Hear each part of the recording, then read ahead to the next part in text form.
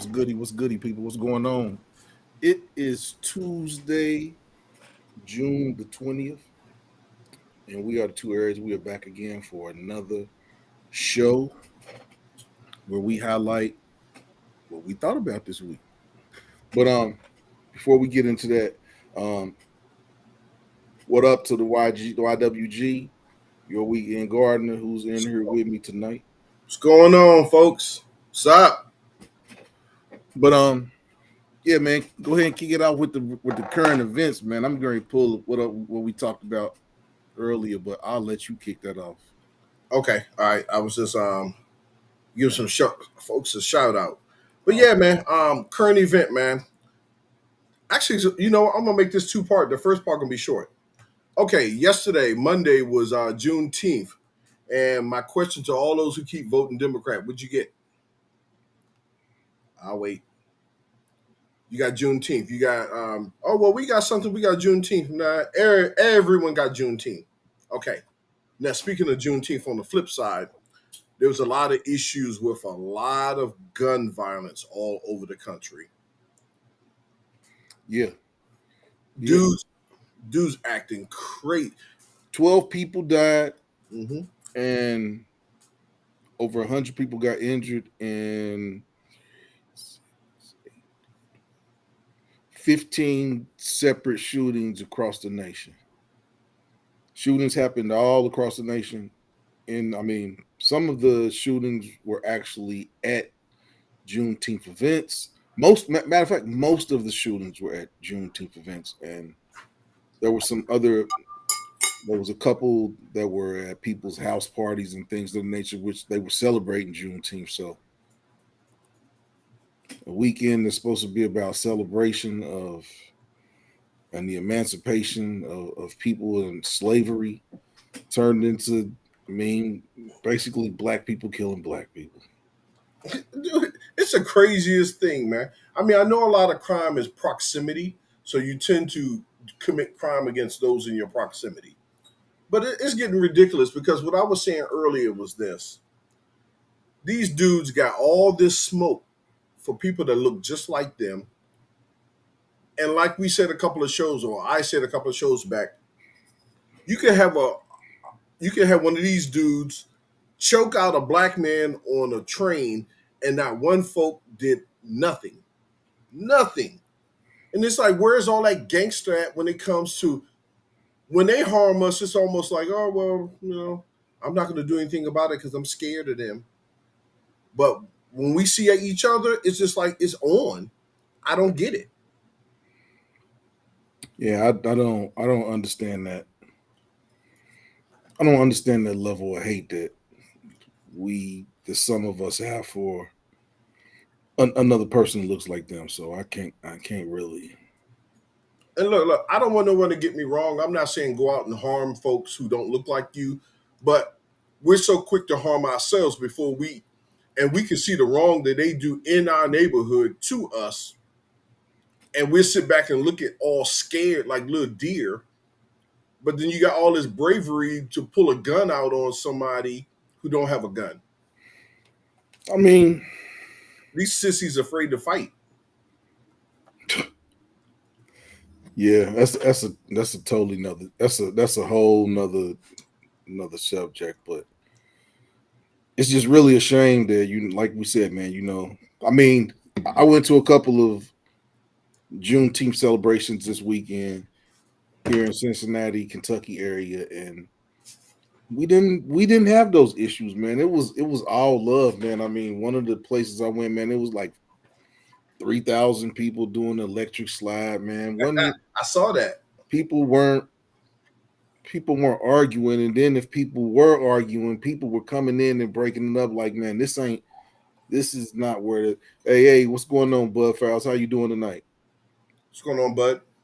And it was people weren't gonna let anything like that go down. So You know, okay, you and I grew up pretty much in the 70s, late 70s, early 80s, and 90s, of course. So we've been out, like really hung out. yeah, I'm gonna speak for me because I don't know your past too much. I've never been to a place in my teens or as a young adult in my 20s or even 30s that I felt as though I needed a gun. I said, you know what? Are we going to the park? Let me go get a gun. That's never crossed my mind. No, and no, it's never crossed my mind neither. Hey Tracy, how you doing? Dr. T, I mean Dr. Dr. T. Robinson. Oh, Yes, Dr. Robinson. shout out. I drank the pine. I've drank one of the pineapple detox, and I drank the beet juice today. Oh, they were both so delicious. I didn't. I haven't. I mean, I didn't really eat the. I ate a salad, and I drank my. I drank my purple deep. I drank the. I drank the beet with my salad when I ate my salad, and it was. Yeah, I haven't ate anything else. I don't think I'm gonna eat anything else the rest of the night. But it was. It was. The juices are refreshing, and anyone that is into juicing and drinking natural juices, you need to go check out Dr. Robinson at essencesofwellness.com. Essencesofwellness.com. So, yeah, Dr. Robinson, it's almost time for you to come back on the show. Close, It's almost time for you to come back on the show. close. Because I gotta tell you, I have not been I've been drinking one juice a day and I haven't been but I have cut out bread and bread and dairy, cheese. I haven't been eating any cheese. I haven't been bread, and my mucus level has gone to almost zero. I don't have any phlegm. So I know that's a contribution to the conversation that we had when you're on here, as well as the juices that I've been drinking. So I really appreciate, your Hey, weekend gardener bringing you on and introducing me to you and what you do in terms of juicing. And yeah, I can say that it's been great for me. Oh, and I will tonight at midnight, I will be paying that invoice. Yeah. I had I had it, but man, when I saw them shipping costs, man, it was a holiday weekend. It would have put me on it. He put me on E. Would have put me on E. Yeah, shout out Dr. Robinson. But hello to everybody that's just coming in. We were just here sitting here talking about Dr. Tracy Robinson and my shipment of juices. I received them. what flavors did you get? You remember? I got all the flavors. Okay, the six pack. I got I got a 10 pack. Ooh, nice. Well, really I got a 10 pack. But the juices are delicious. The two that I've drank so far are delicious. I think I'm gonna drink one of the black opal tomorrow. Ooh. I'm gonna drink one of the black opal tomorrow. But that's what I've been drinking those instead of drinking. Well, I did drink some ginger ale today, as you can see. But I've been drinking those in lieu. I'm drinking some water, but really I've just right now I'm eating all vegetables and fruit, and the occasional couple of nut butter cookies. Those things are evil. Yeah, so that's really what. And I've seen a change in my energy level. I don't feel as weighed down. So yeah, that was one of the things that I wanted to achieve by not eating any meats and eating anything like that right now. So it's working out. But tonight's discussion is about discrimination. Hey, Queen Queen. Kima. Hey Kima, how you doing? Saw your video this weekend of the concert you went to. It looked like it was nice. That was a nice Juneteenth celebration that you were at. Hopefully there wasn't any violence like there was across the rest of the country. But discrimination. And what made me come up with this topic is I had something happen this weekend. And maybe it was that, one place was one area and the next place was another area. But I bought some pizza on Saturday, and the pizza, the slices I ate were so good that I went to that same establishment the next day. But I live in a certain area, and I went around the corner to the one that was by my house. Well, I ordered the same thing. I got a half and half. I got half cheese, and I got some pepperoni on the other half. Man, I had more pepperonis on that one slice of pizza that I had on Saturday than I had on the whole half of that pizza. Man, I was truly disappointed. And one thing that it's like is does your area dictate that you're going to get discriminated against? Maybe it was, the area that I got the pizza from the previous day was a more urban area, and then where I got my pizza the next day was less urban. And I would say that there was probably only one. I was the only person who looked like me in that pizza place. And my first thought was I was gonna take this pizza back and get my money back, but I just took it on the chin. And then when I talked to you about it today, you was like, "Man, I'd have took that pizza back, man. Fuck that, fuck." And we got to talking about do we fight every battle or do we pick and choose? And when we got on picking and choosing and fighting every battle, that went to a whole nother discussion in terms of discrimination and things like that. So, and I asked you, do we pick and choose the battles of discrimination that we fight, or do we fight every time something happens to us? Do we speak up on it and fight that battle, or do we? Because some people say you kind of petty if you do, but I don't really look at it as petty because if somebody slighting me, that's petty. So Let me ask you a question. The ones who say that it's petty, which one? I mean, black people. Okay. Oh man, that's petty, man. You should have just man. And to me, those are the ones who gave up. You think they gave up? Well, one thing about us as a people, we're very forgiving, very forgiving. And it's been taught to us as we were young going to church. You know, Jesus forgave, so you should forgive. And it was ingrained in us to forgive people. And I think some people stick with it, and that's just how they are. That's cool if that's where you want to be. But I'm no one's doormat, and Right. I can't be a doormat. Some people like that, you But know. me, I'll just not spend my money at that place again. And Yeah, I may leave them a crazy, not a crazy. I may leave them a truthful review on Google. and that's the thing. We're in a day and age where if you don't feel like verbally telling someone off, you hit them in the pockets. To me, that's more powerful than the mouth. Because my thing is I'll go to an establishment. I don't, regardless of where I live at. And if you show me that you respect me as a person, I'll spend money with you. But if I go to you and I know I'm getting subpar service for the money that I'm spending, I just won't come in there no more. Queen asked a question.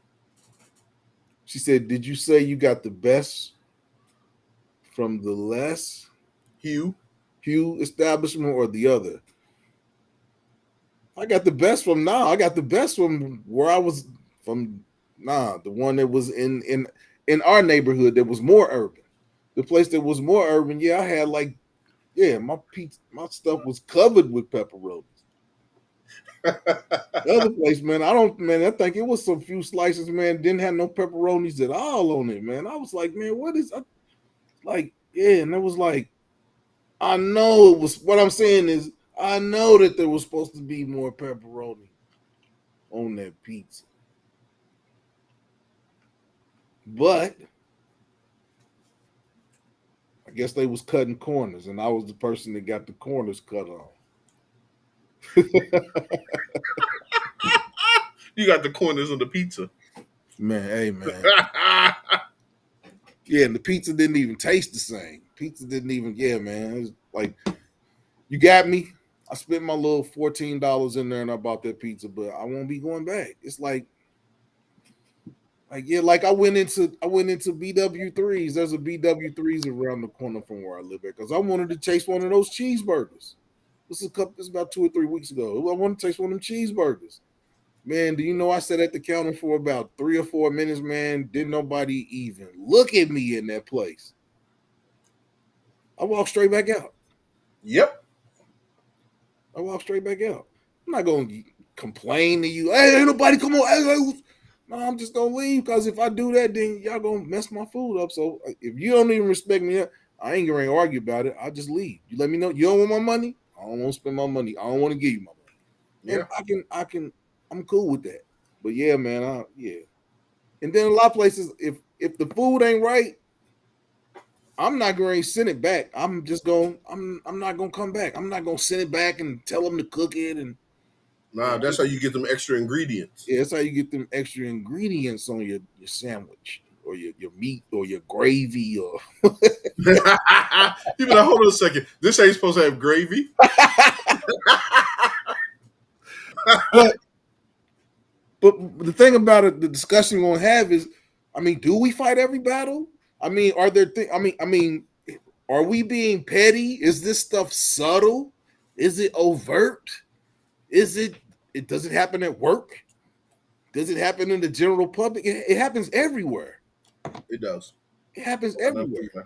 And a I lot of hope. people with the job you get taken on the chin because I mean, you don't want to lose we don't get those. When we lose a job, we don't go right back to work as quickly as everybody else. I used to take it on the chin at work. Whenever a supervisor came after me, them days are over Those too. days are over, I man. don't take it on the chin anymore. I Those speak days up. are over, man. I do it respectful, but I give you the energy you give me. And you know, I remember when I was working at the place where we met, and that owner was like, "Oh, you're lying." I was like, "Huh?" I was like, "Nah." I was like, "We don't use that word in my." I was like, "The worst thing." I told her, I was Oh, like, they "The worst called you a thing." liar. I think I remember that day. Yeah, I was like, "The worst thing you can be is a liar, as a thief." And I was like, "I ain't neither one of those." I was like, "My mother wouldn't have liked that." I was like, "I said my mother would have had something to say to you if she was here. You said that." I remember that. Because I didn't want to be disrespectful, but I wanted to know to the level of disrespect that there was. Like, if my mother would have heard you say that, she'd probably had something to say to you about that. But let me ask you a question. When folks disrespect you to your face, I why is it? speak up. You speak up on it But why immediately. can't we as a people give it right back to them to let them know that this is how you sound? I'm sorry, but this is how you sound when you say to me this, this, and this. This is how you sound, and I don't appreciate it. Hey man. And when I walked off, that's when I ain't gonna call her what you call her, but that's when she was like, you shouldn't have said that to him. That was kind of wrong. And I respected her for speaking up on that because I mean, but it's a little subtle. What I'm saying is, and that may be something that was cultural or whatever. But nah, in no culture do you call somebody a liar. Yeah. Was there Yeah, some? I don't think there was any teeth behind that, like some grinning or right. he, no he. Nah, I mean, things happen. People say stuff, but you have to let a person know that one thing we're not gonna start that talk, lying and stealing and that ain't never been in my psyche, so it ain't no yeah, we're not gonna speak it into it either. But I But you, mean, what's that? but do, I know the kind of folks is the folks we work for. I know what their nationality is, but I've never seen them do that to these folks. You get what I'm saying? Hey man, I've been in places and the person I come up to get my stuff and the person look at me like, "Can I take your order?" And I'm like, "How you doing?" "Oh, okay." And then I order my food and step to the side, and then somebody else will walk up. "Hey, how are you doing? Welcome to such and such. What can I get for it?" And I'll be looking like, "Damn, for real?" And it happens every day. It happens daily. You see it, man. So Sometimes I see stuff and it don't, and I just be looking like, damn. so check this out. One of my buddies who live in North Carolina, same situation. She said that she was in line at Whole Foods, and I guess they have a cafe bar or something or a food bar. So she said, she's very observant. So she watched everyone in line that went through, and the cashier was just like pretty much doing backflips, rushing to get their food. Hi, how you doing? Teeth and all that. When she got to her, it was like, "May I take your order?" Yeah, that's what I'm saying. She sat down and she was like, "Nah." So she went to the manager and said, "Hey man, you might want to check your check because I spend money in this place a lot, and I refuse to come in here again if you don't check that behavior of hers." Well, what did she do? Oh, when I went up there, she didn't say anything. She didn't say hi. She didn't greet me, but everyone else who didn't look like me got greeted. Oh, girl, gangster. So she put it on blast, and she's like, "If I come in here again and it happens again, we're gonna have a problem." So Hey man, sometimes you gotta. I mean, yeah, man, but yeah, you right. yeah, sometimes you gotta check them. Just a quick story on me. It was probably about 20 years ago. I was getting into mountain biking, and I had a bit of change in my pocket, and I wanted to get a mountain bike. So I was in Fairfax, Virginia. Yeah, I shout them out for obviously wrong reasons, but went to Fairfax, saw this bike shop, went in, went through the door, started looking at the bikes on the wall. Maybe about 4 minutes later, an Asian guy came in. The guy behind the counter was like, "Hey, how you doing, sir? Can I help you?" And blah blah blah. And I'm looking at that. I'm like, "Are you serious?" I'm the only one in the store. I look at the dude behind the counter. He see me because the counter's in the middle of the store. So he see me. I see him see me. He don't say not one word. I'm looking at the bikes because I don't know what I'm looking at. As soon as the Asian dude came in, man, this guy was doing backflips to help him. I said, "That's interesting." So then another guy came out and he said, "Can I help you?" And I said, "Well, you could have helped me." He said, "Well, what do you mean?" I said, "Well, I've been in the store for about 10 minutes." I said, "Your boy behind the counter saw me, didn't say one word to me, saw that guy he's helping now, broke his neck to hop around the counter, over the counter to sell him a bike." He said, "Well, I mean, I can help you buy a bike." And I said to him, I said, "You the manager?" He said, "Yeah." I said, "Y'all just lost some money." I said, I'm going somewhere else about this bike." I said, "I'm not dealing with this." I said, "You need to check your dude because he just cost you some money." And I walked out of the door. Yeah, man, I always do that. Hey, man, I Yeah, walk into a place. I yeah. walk if I, I'm not doing that. I walk around. If I see something I like, don't nobody even, I don't like nobody helping me or whatever. I can find my own stuff, but Yeah, if the person don't even acknowledge you come in the store, yeah, I walk straight back out. yeah. Even That's if I wanted to buy something from that place, I'll walk straight back out. I'll go get it from another store that's gonna, respect me as a consumer. yeah. But especially if I'm going in the store to spend, a mountain bike is not cheap, and I'm in here to buy one, That's and I'm about eight. spend, That's up 800 and above. yeah, and I'm trying to spend that kind of money. EV. So, so um, I go in there to spend that kind of money, and you don't even acknowledge me. It's almost like you're looking at me like, "Oh, this guy's just in here looking." It's almost like you go to a car dealership and you at the BMW dealership, and they see you and they're like, he ain't gonna buy no car. And you sitting on a wad and you like, "Yeah, I'm ready to buy a 350 or what's it, a M3. I'm ready to buy an M3." And then you get brushed off by everyone in the place. That happened to me before. Not a BMW, but I've been in a car dealership, and yeah, I said some words to him before I rolled out. But yeah, this Hey man. discrimination thing against us because of this, you're not even thinking about this. Hey man. It's crazy. Sometimes this don't it don't even matter, man. It's just they. Hey man, for real, man. You know what? And I was thinking about it, man. And it's not just the other people that discriminate against us, man. We discriminate against ourselves. Man, Yeah. tell them that story about when you was coming on the airport, man. You was coming back and you had them items and the black Oh, TSA agent. Man, I'm you know, sometimes I don't have any fear when I talk to people of authority. I don't see him as that. I just see him as another person. So I'm coming back from Brazil, and I'm sick as a dog. I'm bent over. My ears haven't popped yet. I can barely hear. And I walked through the TSA gate, and the black dude, brother, a little younger than me, maybe by about 10 years. Hey, you got anything to declare? How was your trip? I said, my trip was good, man. I just want to get home, get some sleep. You got anything to declare? I said, man, I got some pineapples cut up that I was eating in my bag. So what did you bring back any gifts? I said, yeah, I brought back a couple of hats. He said, how many you bring back? I said, about three. He said, are you gonna you brought them back to sell them? I bit my tongue. I bit my tongue because my first thought was N word, please. Why would He I brought spend him back almost to sell him, man.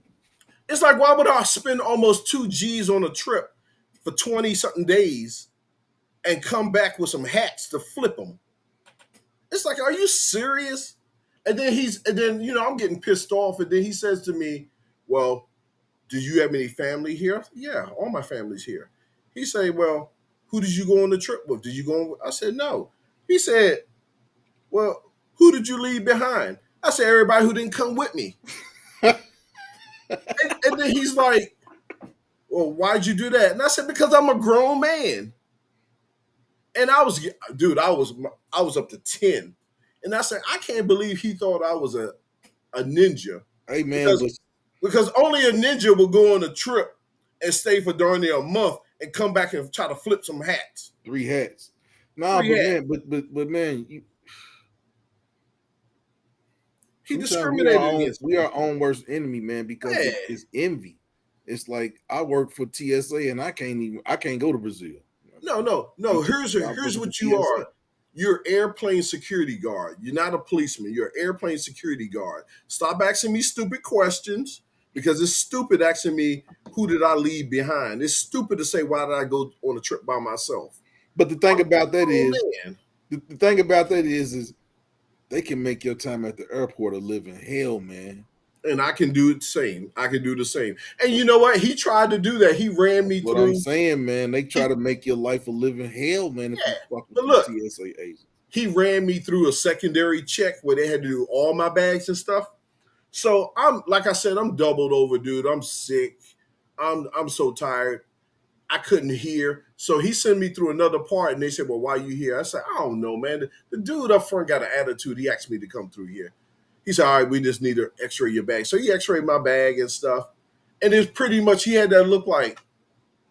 And I said, did you find anything? He's like, no. Y'all just wasted my time off of an ego. His ego got hurt because I clowned him. Up there, airplane security guard. That's what he is. He ain't Hey, no man, cop. some people get a little bit of authority, man, and they abuse it. Man, that ain't no authority, man. You guard airplanes. I Like, come mean, on, man. You can get yeah, that job with a high school diploma. And I'm not knocking people who got high school diplomas. It's like, yeah, I got one. yeah, you're a clown. You're a clown with a costume on. That's what I saw him as a clown. Ask me that question. Like, man, I'm an Yeah, American, man. man. Let Not me a cool. costume, man. Not a A costume. costume. That clown was wearing a costume. Come on, man. Hey, I love TSA agents, man. I don't. They suck. They make the trip easy, man. Not all of them, man. Hey, yeah, man. They suck. TSA, Let I'm me ask good. you a question. What did we do before we had those clowns?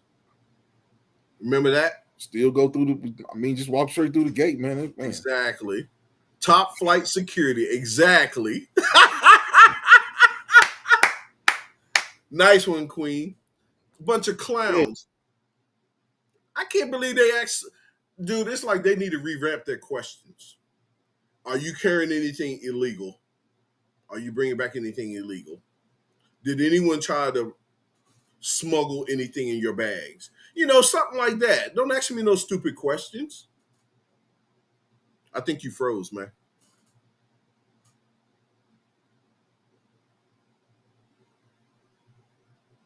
Okay, we're having some technical difficulties.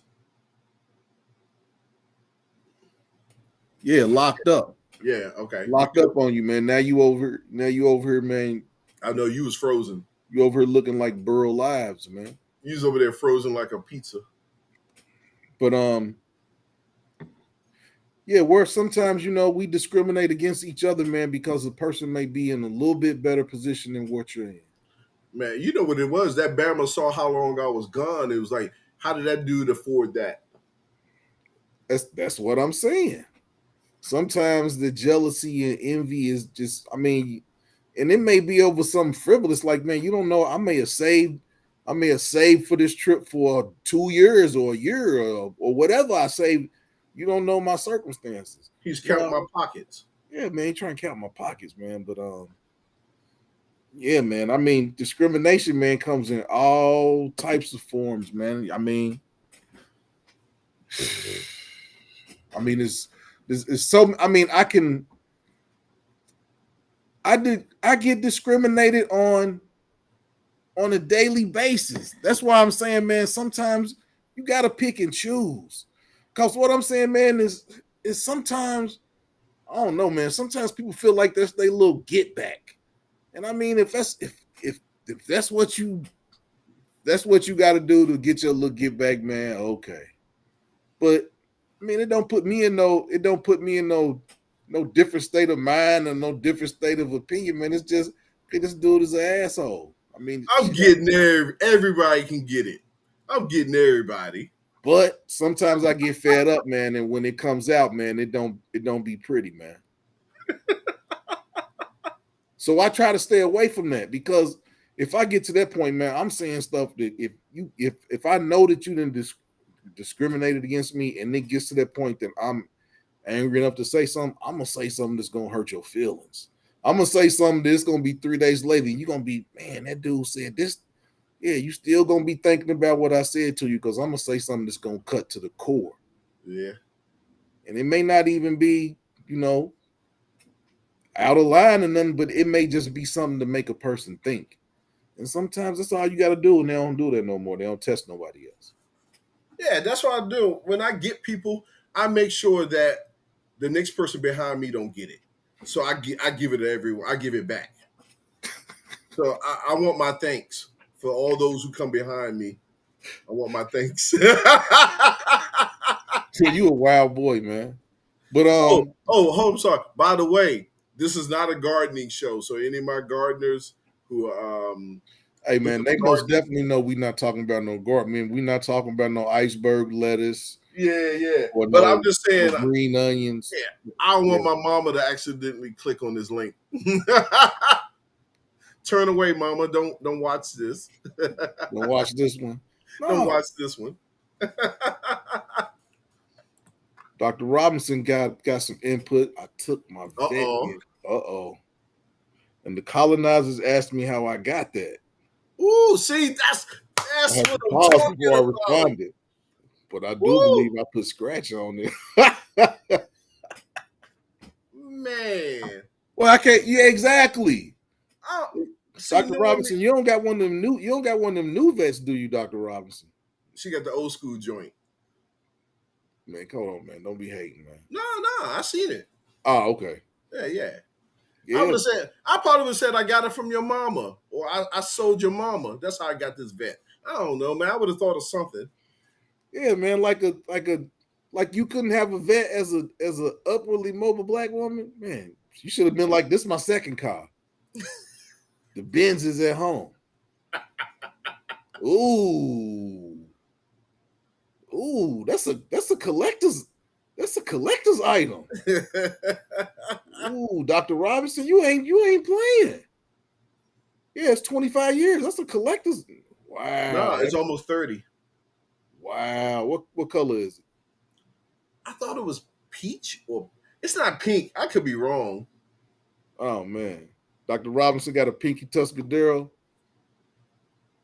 I think it was a light color, like a pink, maybe an orange. Yeah, that's right, Dr. Robinson. This is my play car. Quit playing with me. This is my play car. You over here trying to ask me how'd I get that? How do you deal with that situation when you ask, how did you afford this? How did you afford to fly first class? How did you afford to go on a trip to Brazil? How do you afford to get this car? How do you afford to live in this neighborhood? Burnt orange. There you go. Burnt orange. Ooh, wait, Yeah. Dr. Robinson. Dang. And I hate it, dude. And it's like when someone asks you that question, it's disrespectful. So that It's calls for disrespectful. It's disrespectful as hell. That's yeah. like going into the store and saying, I like to get this. And somebody say, can you afford it? Or you know how much this costs, You or know they how tell much you the this costs? price. You know how much this costs? So a disrespectful answer causes for a disrespectful response. Yeah, man. Disrespect deserves disrespect equally. Yeah. And that's why I believe calling them folks out because it's there you go again. You dropped me.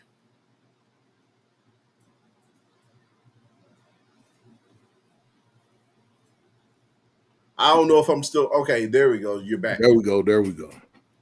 Yeah, man. I'm sorry, man. We're in the day and age, man, where I'm sorry. Folks are old enough to know better.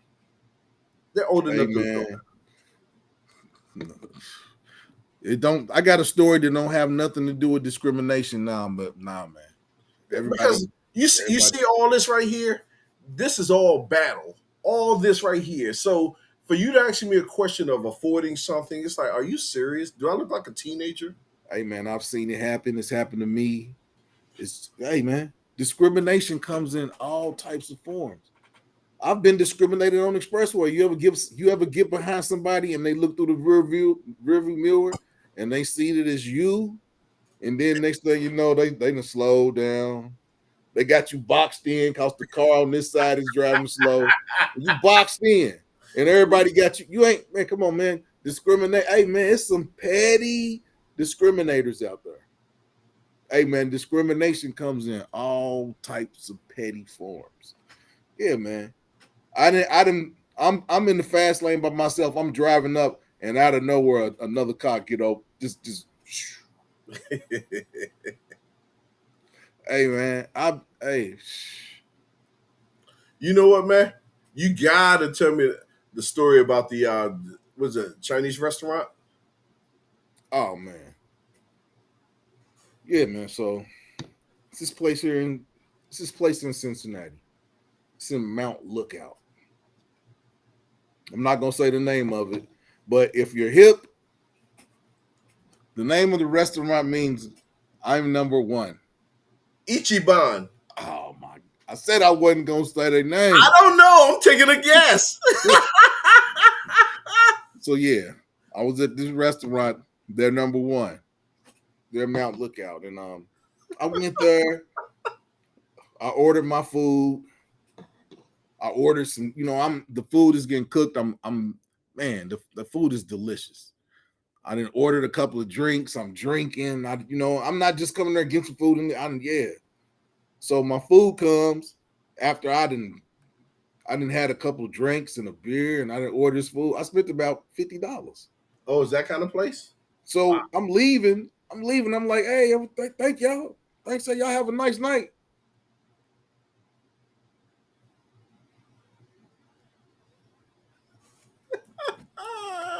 Y'all have a good night. The food is. I love the food. Them two, they looked at each other, looked back at me, and looked at the ground. I said, thanks for letting me know I'll never be coming in this place again. And walked out. Yeah, man. Some of these people, they don't care about your money, man. You want to hear something crazy though? And I'm not going to really get into the story because some people you got to do some research. But the reason why a lot of those restaurants are in our neighborhood, it goes back to the '60s and why they're in. No, but this is a upscale. But yeah, but that does go back to that. But you know what? And on terms of man, we've talked about this before, and I saw another video on it, man, and I keep on seeing these videos about it, and it's like people are questioning Martin Luther King.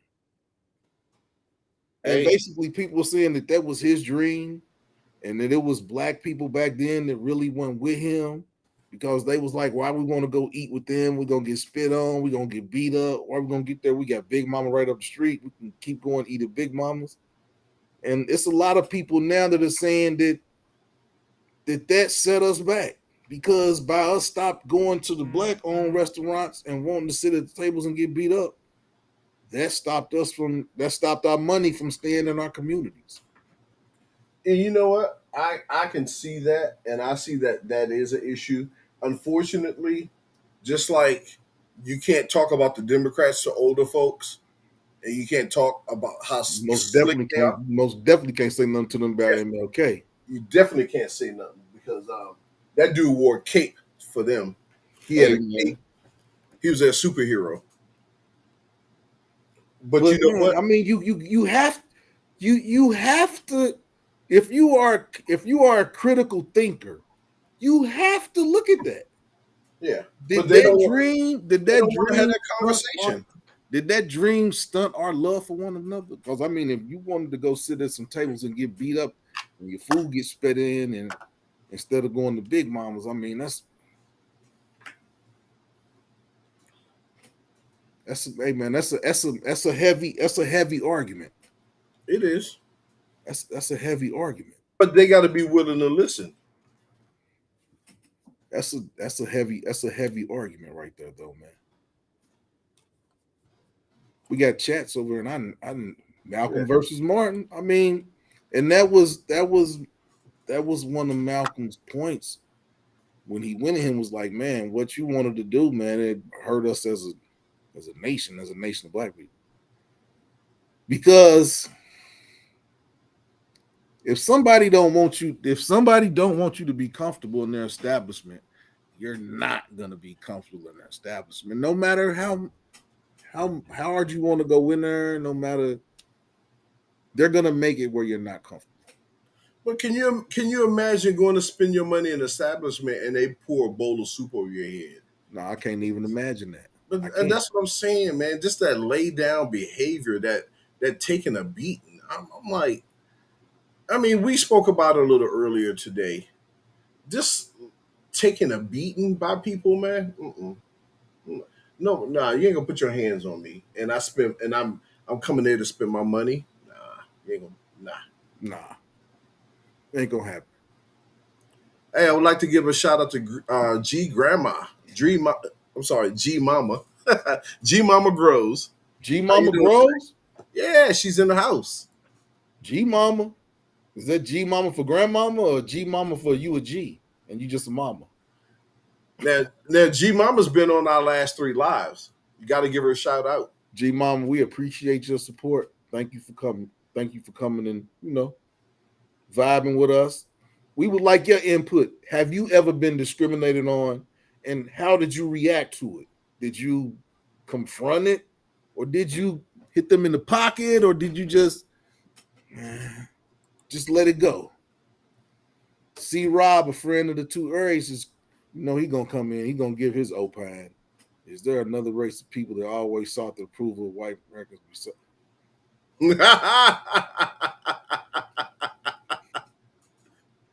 I don't really seek their approval, but there are It's a lot of us that a do, lot of man. us that do. It's a lot of us that look for their approval. It's a I lot mean, of us that do. look at the folks that whine and cry when they don't get a Grammy, when they don't get a national Billboard award, or when I got robbed. I'm like, why do you care? Hey Why do you man, care? did you see the video of David Banner talking? No. And he was saying that white people are supposed to be racist. They're supposed to want to do for another white person before they do for anybody else. Well, He basically said that's that it's not being black people's racist. problem because we not racist, and we're not. No, we're not.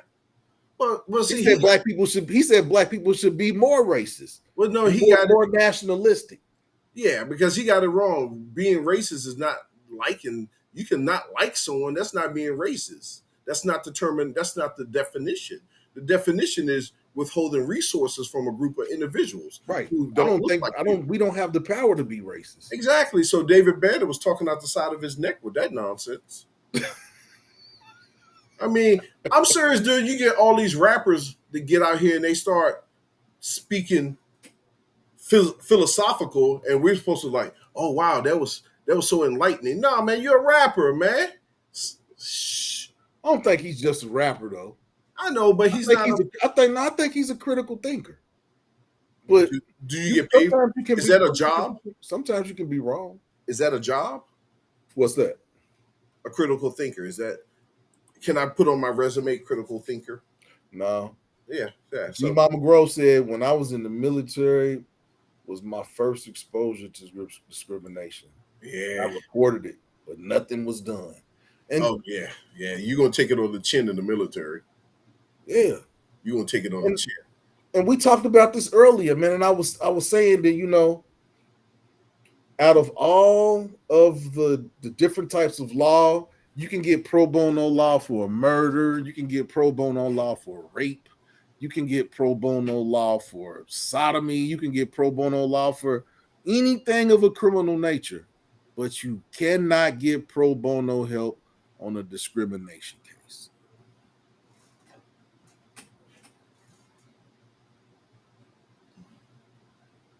You can get pro bono help on a tax case. You can get discrimination is one of only like two or one of the only forms of law that you cannot get pro bono help on. And that is the one aspect of legalese that you need to be able to get pro bono help on.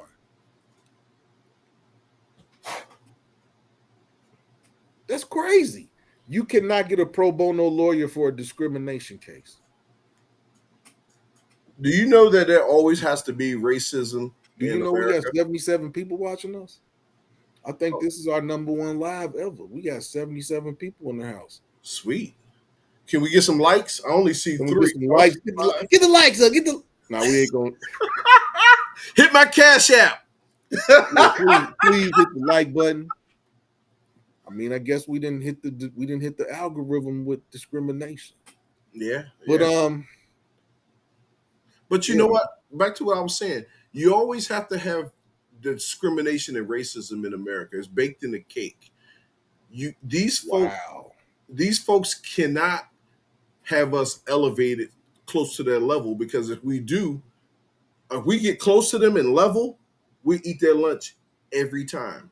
wow, we have hit the algorithm. It's 439 people.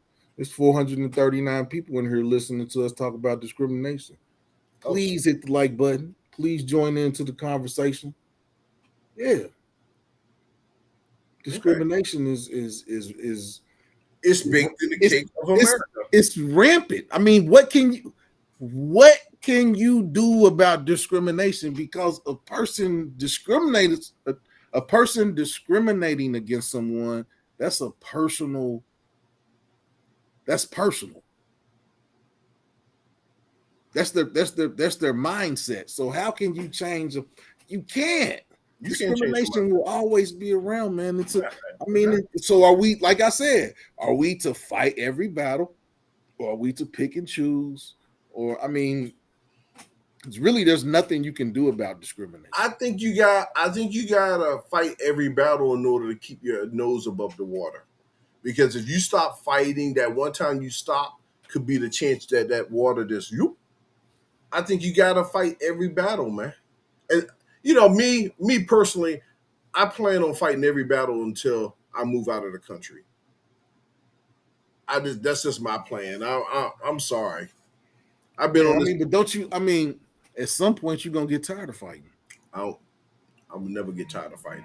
I don't think I will ever get tired of fighting either. But I mean, I'm never gonna get tired of fighting, because wrong is wrong, and as a Christian, we're supposed to stand against wrong. but are there levels to that fight? Are there levels to that fight? Well, there's always levels to fights. Like you said, there's getting in your face, there's punching someone out, there's writing a scathing letter. It just depends on the circumstances how you feel that day. Sometimes that's better than arguing with somebody. Yeah, that pen is mighty, Hey man, the especially when pen you is can hurt mighty some when you hurt pockets. somebody's pocket, man. Yeah, Yeah, when you can man. hurt pockets, it's mighty. That Google review that I put on I'm number one. Yeah, it's got 1,000 views. And Yeah, that's what I'm talking there's about. people out there that look like me that's Hmm. gonna see that and is gonna know they're not gonna get good treatment and it's not gonna go there. Yeah. from the web. Okay. And the thing is that when you criticize a place for disrespecting you, of course, I always believe in being fair. Don't exaggerate. Just be Yeah, fair. you don't never exaggerate. You got to keep it truthful. Yeah. Here's what You have to happened. keep it truthful. This is what happened. Yeah. There's no They did. reason that you don't need to go the extra mile. You just need to tell the truth. Let's tell the truth. Yeah. And then the thing is someone else will probably say, "Man, that happened to me. I should have wrote something." See, so I'm quite sure that they saw what you wrote, and I'm surprised they have not responded to you saying, "We Because apologize." what I'm saying is they didn't respond because they knew what they did. There's no, I Yeah, mean, you can't apologize for that. How can you? I mean, it's done. It's done. That's not an apology. That's patronizing. That's not apologizing. Apologizing is saying, okay, we're gonna send you a gift card for $100. You can come in here. That's apology. When you talk from a business aspect, that's an apology. You yeah. just hitting me up to say, we sorry that we treated. That's patronage. That's not gonna make me come back and yeah. The cleaners spilt milk. I mean, spilt ink That's all on my brand new pants. I only wore them one time. I put them in the cleaners. that's a funny story right there. They sent me $100, but I'm still not going back to their cleaners. You think I'm gonna give them a chance to mess up another pair of my pants? No. Well, at least you ain't had grass stains in them. Man, there you go. Oh, There you go. Man, grass things is a thing from 14 years and under. Yeah, man. Unless you play football, then yeah, or you got tackled. Yeah, you got your tackled. football pants gonna have grass things, but yeah, man. I'm man. Grass things ain't even the worst thing I done to a suit. Yeah, man. I didn't. Yeah, man. I'm talking about. I went home with a hole in the pants of my Easter suit one year, man. I fell down, man. Yeah, I scraped a hole in them pants. I'm mad that you say it's an Easter suit. Yeah, man. Easter Sunday, man. I scraped a hole in the brand new suit, man. I Yeah, know. I know you were sick. no. Yeah, my butt was sick. I got home. Oh man, Mama got you. Yeah, mama discriminated against the belt discriminated against me that day. But discrimination, man. What? I mean, there's nothing that can be done about it, man. It's one of those things that it's just always gonna be there. Yeah, And there's nothing you can do about it. Because if you if you can if you have the means to prove it, I mean, first thing you got to do is you got to file with the EEOC, then you got to get interviewed by EEOC. Then they got to do their investigation. Then their investigation, they let you know if you can sue this company or no, you can't sue this company. Or they say they're indifferent. You probably can sue this company. But even if you do that, the cheapest that you can pay, the cheapest retainer on a racial discrimination case is $10,000. Who has $10,000 to pay a lawyer to fight a case? I mean, yeah, man. The cheapest retainer that you can get on a racial discrimination EEOC case is $10,000. So that's why a lot of times people get discriminated against at work, and it doesn't go anywhere. yeah. It's not gonna go anywhere. All you can do is see him at 3 o'clock. Yeah, it's not gonna go anywhere. Showing proof means nothing. You got to have that $10,000 retainer to pay a lawyer to fight that case. That's what you have to have. And I don't care if it's zero proof, no doubt, because you can get a letter that says you can sue. But if you ain't got that money, no law firm is gonna take that case unless you pay that retainer. You know what, man? I'm asking a question. I'm guessing it's going to be a question. Isn't it interesting that people voted because they thought they was going to get some kind of hate bill put out there? Can you imagine how many folks, if we would have got a hate bill, how many folks would be in jail for uttering certain words to us? To And we will never get a hate. We will never get a hate But bill. isn't it interesting that they said they was going to give it, they didn't, but they gave another group the hate bill? They would say that they would say that because they're basically going to say, "Oh, everybody says the N word." Yeah, but the fact of the matter is, one group got a hate bill that didn't even ask for it, that didn't even vote for it, but they Hey got it. man, I mean, do you really? I mean, the anti-lynching bill. Ain't that crazy? That thing was in legislation for what? I mean, how long before they eventually passed it? The anti-lynching bill, so Ain't people would not get lynched. We won't talk about a. You want to talk about a hate crime bill? Let's talk about the anti-lynching law. And it didn't get passed until one or two Republicans was like, "Man, This is ridiculous. this is ridiculous." So come on, man. We You couldn't have a get a crime. bill saying we couldn't get a bill saying we couldn't get lynched. I know that says a lot, but yet them folks keep, man, them folks keep lining up to vote. And I'm laughing not to cry, but we couldn't even get a bill to say we can't get so we couldn't get a You bill know to why? say we're You know not going why? to string you from a tree. You know why? Why? Because imagine if there's a hate bill against the number one group that gets hate. Can you imagine how many of those folks would be in jail? They don't want that. That's why they're not going to pass that bill because, man, you talking about the prison industrial system, whatever they call it, system. But Man, them folks will be lying. They be, oh man, it'd be overcrowding. but then if you give us an anti-hate bill, that helps with reparations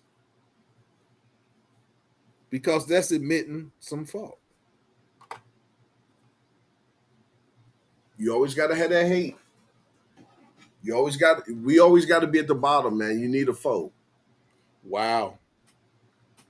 It's So 1,287 people in this live, man. I think that's a we hit the double algorithm. Please hit the like button. Hit the like button so we can stay in the algorithm. So this next show can hit the like button.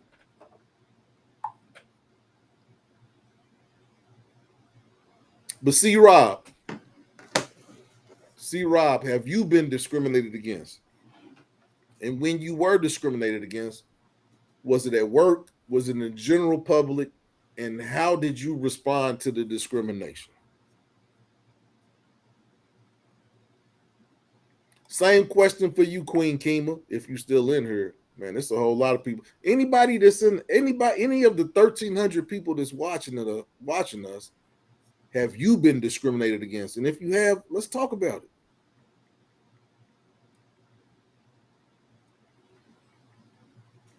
Thank you, Evie. Hit the like button. Hit the like button. Hit the like button. Get the likes up. Hit the like button. Get the likes up. Somebody did something. Hit the like button. Midge. my This boy. designed to keep us back. Yeah. Exactly, Midge. Why would they? That's ammunition. If they give us a hate bill, then reparations. But now there are other nationalities that are coming forward and saying that black people should get reparations. But now it's about what should the reparations consist of? Should it be money? Should it be social programs? I mean, I don't need no social programs. Yeah, get it to them. Get it to the younger folks. I don't want no so. I need Yeah, a check.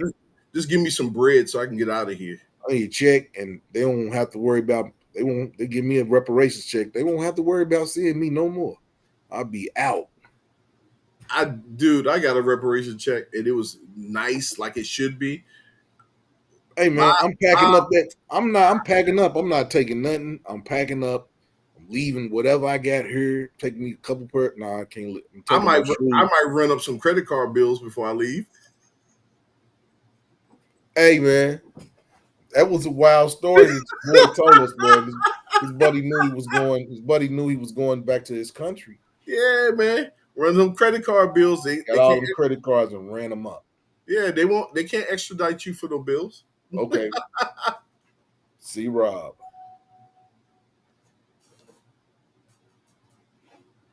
Yeah, man. It's always I've had the same thing happen to me, and at the end of it, it's always sorry.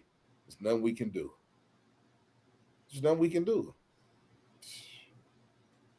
But I don't think that there is an African American in the United States that has not met some form of discrimination in their life. I don't think that there's one person, the richest black person has been discriminated against. I don't think that there's, I think that because a person's disdain for some money, for somebody, money doesn't mean anything in that equation.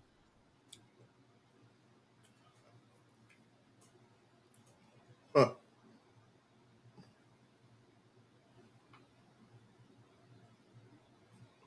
Yeah, man. I don't think that there's a single person, a single black person in America that has not met or seen some form of discrimination firsthand. I'm not saying second. Yeah, firsthand. It'd probably be my son because he don't believe in racism. He said, "Dad, there's no such thing as racism." And I look at him like, "Whose son are you?" I thought something happened, and he was like, "Oh shit." No, I saw it. But I saw what it was hey man, but you know what? A lot of these young kids probably would say that they have not. because they don't recognize it. They don't recognize it. They don't recognize it. When he said that, when he told me what happened, I was like, first thing I said to myself was, I know he was, because that's just So something. what do you think that in what do you think where do you think that indifference towards discrimination comes from with the young kids? They're very I'm indifferent gonna when it comes to discrimination. I'm gonna blame myself. Since I'm the father, I'm gonna blame myself that maybe I didn't do a great job of explaining exactly what it is and the degrees of how it could affect you and how to watch it and know it when you see it. So I'm gonna blame myself on that one.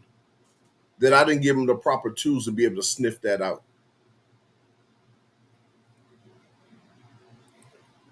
So it I don't, starts to me. It I'm not starts gonna at put it home. I'm not gonna put it all on you like that. Yeah, I got you, man. I just think that I just think that a lot of these kids, man, they don't even want to think along. They don't want to think along those lines, man. I don't. It's like a split. Well, many, It's a different generation, and yeah, they yeah. didn't go through what we went through. Well, many of our kids reject the way we see the world. You get what I'm saying? How we see the world, they reject it. I'm not saying it in a bad sense, I mean, but they're like, we rejected how our parents see it. yeah, but I see how my parents saw it. You know what I'm saying? I mean, yeah, I mean, yeah, Yeah, yeah. yeah. It's a totally different thing. I mean, I'm able, being my age, I'm able to see that stuff, man. Even when I was in my teens, I was able to peep that game. It's like, oh, that's what it looks like. Yeah. You Mig know? said, if anything, they hate you more for you thinking that you belong because you hit the nail on. Yeah, man. Yeah. Yeah, yeah. And now that, especially being in this area, almost everybody got bread, man, in this area. So what I'm saying that places where, and that's what I meant by we discriminate against, even in those places where there are more of us, still get discriminated against by us. You know, I had a question. I think I had a conversation with Marshall over the weekend, and we were saying we came up with this what if thing, Yep. and the what if was, could blacks in this day and age develop their own nation, even if it's just like hypothetically, all blacks decide to move to Wyoming, and we just said we're going to move to Wyoming and we're going to do business in Wyoming, and all of us are going to function. Could we function? Somebody gonna say I ain't going. Yeah. But if you go, it's the betterment for all of us, and we all would succeed. And what would they say? I'm You not still going. gonna have people that's gonna say, "No, nah, I'm not going." You And can you tell show them people you can tell people I'm gonna get you gonna get a $2,500 check every 2 weeks. They still not gonna come. yeah. And you know why? Because we never get on code. We Never. never get on code. We never get on code. Some of us get on code. A lot Not of us enough of don't us. get on code. Yeah. Like I we had mean, to we can't come. even. I mean, we can't even boycott something. Yeah, We tried because to there's a, boycott Gucci. We tried to boycott Gucci, man. This people still work. Man, I don't wear no Gucci. it's like really. It just we'll boycott something for 2 or 3 weeks, and then it'd be forgot, and then it'd be back to status quo. That's Yeah, why we can't. That's why you can't get no. That's why you can't get no you gotta make the political. That's why you pockets can't get hurt. no political freedom, man. Yeah, man. Imagine, imagine if you can get 87% of all voting blacks to say, I'm not voting Democrat, I'm gonna vote independent, or I'm gonna sit at home. You know how much power that is? We won't do it. If we did it for 2 cycles, we would have them folks running scared. Man, And they then ain't gonna do nothing but pay some artists, pay some rappers, and we pay some ignore the hell out of singers. them, and we ignore them because you know what? They're not our political leader. We ignore them. Imagine what would have happened if we did that. Imagine how much power we gained from sitting on our butts. We man, we it will never happen. Yes, see, Rob, we had that discussion. You're right. Yeah, man, it's not gonna happen.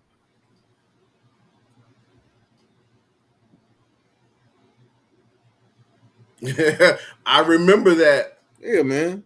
Timberlands, Yeah, man. You man. could, We man, that boycotted so many different people that disrespected us. We go right back to wearing yeah. I gotta wear my Tims. I gotta have them. I'm like, they're boots. it. Hey, They're man. boots. But somebody did. Somebody was like, "Well, dang, if we stop messing with people that discriminate us, we wouldn't have nothing to buy." No, you would. You have black owned businesses to buy clothes from. Yeah, because they start stepping up. But like, share, subscribe to the channel. We didn't hit the algorithm jackpot. We appreciate everybody that's checking in with us tonight. Um, yeah, we're just on here talking about discrimination and what can be done about it. I'm be honest. I'm at the point where I'm gonna say that there's nothing that can be done to combat discrimination. There's nothing. There's gonna be people that hate, and yeah, there's always gonna be some form or fashion of discrimination in the United States. Just no way to. There's no way to get around it. I don't You, think you can you can't get away from it. you know what one of the problems is that we keep getting too many folks in office that look like us that peddles that nonsense to try to get us to stay in line, and it just bothers me that they peddling. It's like that Uncle Ruckus. What's his name in South Carolina? The black dude, I forgot his name. Clyburn. Uncle Yeah, Ruckus. Clyburn, Yeah, Clyburn. that idiot up there doing a fish fry just to get votes, and then you got a whole bunch of suckers out there getting the free fish and giving up their vote. It's pathetic. If you from South Carolina and you voted for that fool because of a fish fry, I'm talking about you. Hey I'm sorry. man, they I'm go to sorry. the church, man. I'm They go sorry. to the church, man, and eat the food up. I'm And not going to vote for you because you did a fish fry. I'm a little bit more savvier than that. You got to hey give me more man, than fish. I'll put it to you like this. And I know I offended someone out there who vote because I know somebody from I'll South put it to Carolina you like watching. this. They don't. I mean, they don't be going to no other churches.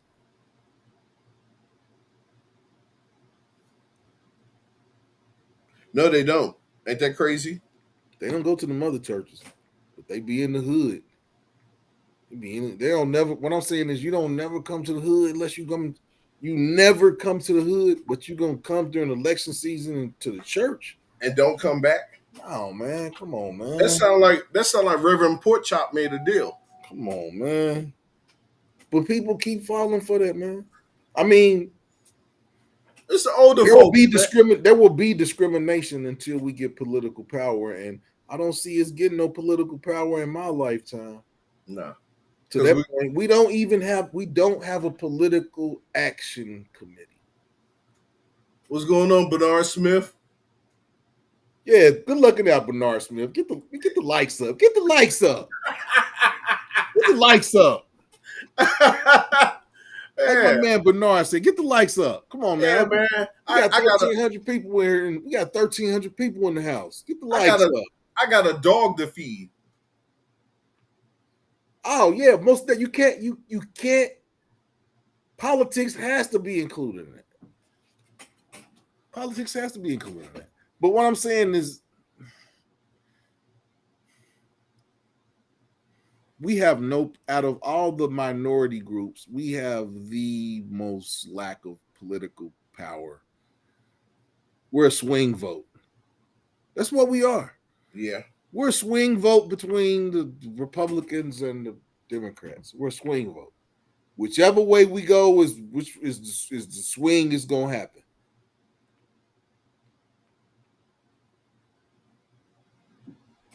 That's the swing. Whichever way we go is the way people gonna go.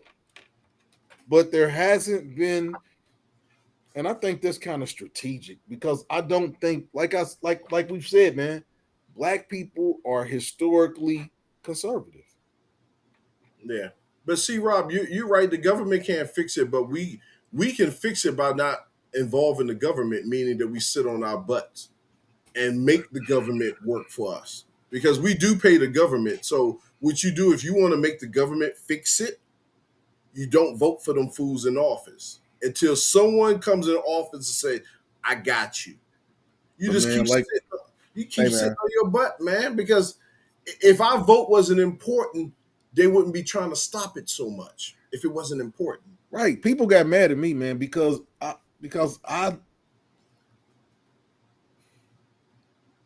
I follow Dick Gregory. I follow a lot of stuff Dick Gregory said, and Dick Gregory said the lesser of two evils is still evil. So I'm not voting for this dude is a little bit less evil. He's more evil. I don't want to vote for evil. yeah, yeah, Queen. Queen. That's what I was saying. Queen King. He's not just a rapper. That's just Yeah, one of his things. yeah, I get it, but you know what? He's wrong on the racism thing because by definition he's wrong. We can't So be racist. yeah, we can't be We racist. don't So have no. We don't have the power to. we we can hate, we We can can be dislike bigots. them. We can be bigots, but I can't be a racist. I can be a bigot, but I can't be a racist. But I'm not a bigot, so I don't. I'm not. Yeah.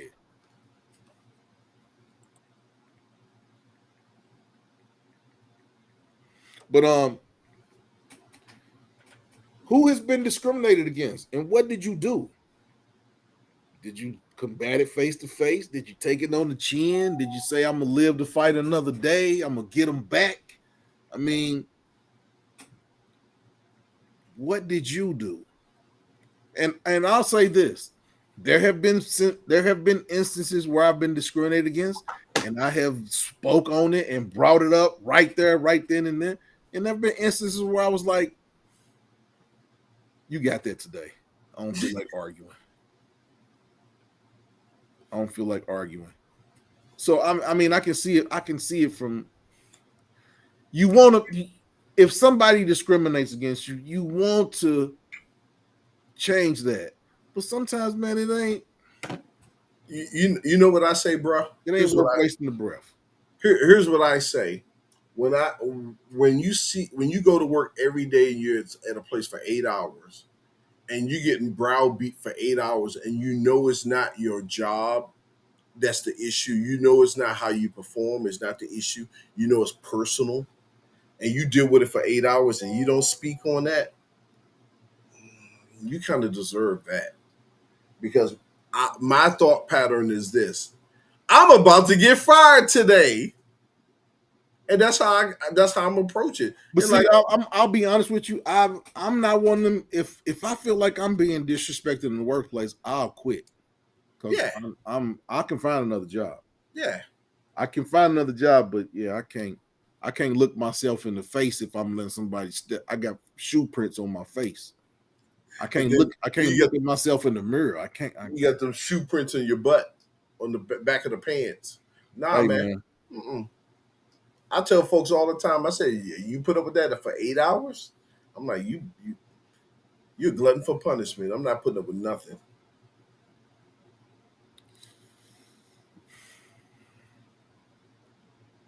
But the thing about that, man, is if you fight every battle, man, you're not gonna win. You're not gonna win. You're not gonna win all of them. That's what I'm saying. Is I think I would key on the ones that I know I'm gonna win, as opposed to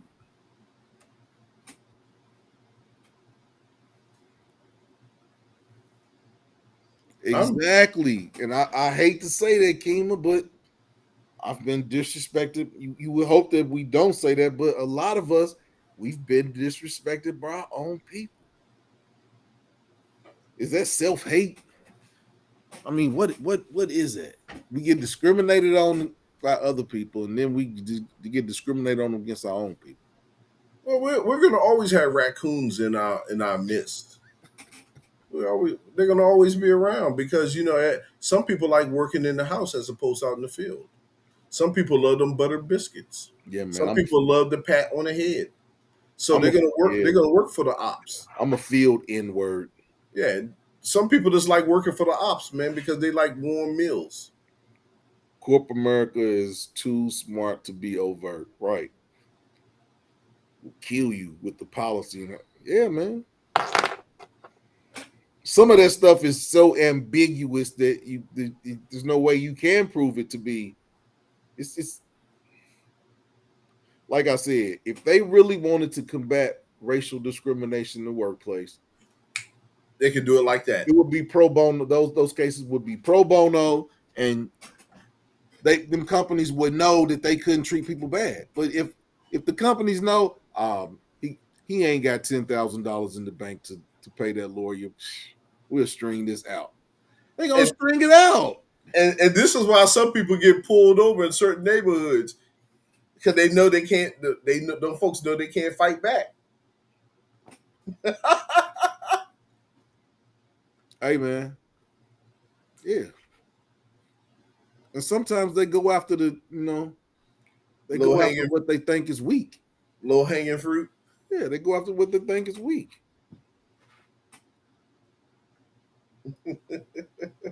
But yeah, there's this big trend where people were bucking back at the police and telling them this is the rights and the laws. And man, let that police do what he gonna do and let him go and leave and shut your mouth, Send him on his way. or you have some hot bullets coming back at you. So anybody watching them videos, yeah, it's smart to know all the laws and all that stuff, but as we've seen, those laws don't mean nothing when those bullets get to flying. But discrimination. It's always gonna be here, man. Yeah, it's one of those. Like I said, man, it's not going nowhere. I pick and choose. I can't. I don't have enough energy to fight every like I said, I get discriminated against every day, man. I can honestly say there ain't a day if I go out in public and I'm dealing with the public, there ain't a day that I go out and it ain't somebody to do something disrespectful. That's just You're, it's just the nature of the times we live in, man. yeah, man. You're not gonna disrespect me on my own time. Now, when I say disrespect, it might not even what I'm saying. It's little subtle stuff, man. It's little subtle stuff. It don't have to be nothing big, and it's Yeah, little man. subtle things, It'd man. be one of those things. I know what you're doing, fool. Stop. Yeah, that's what Stop I'm it. saying. And you Stop look before at this go in the direction you don't want it to go in. But what I'm saying is that's where it is right now. Subtle stuff. So a person can be like, "Oh, he took it. He took it wrong." Yeah, you said it wrong. I ain't take it wrong. You said it wrong. Dude, you don't know how many times I done jumped on people and said, "Man, don't talk to me like that." I'd be at work. I said, "Don't talk to me like that." I've said, man, you used to trip off me. You was like, "Man, who is this HR? This dude is Man, talking.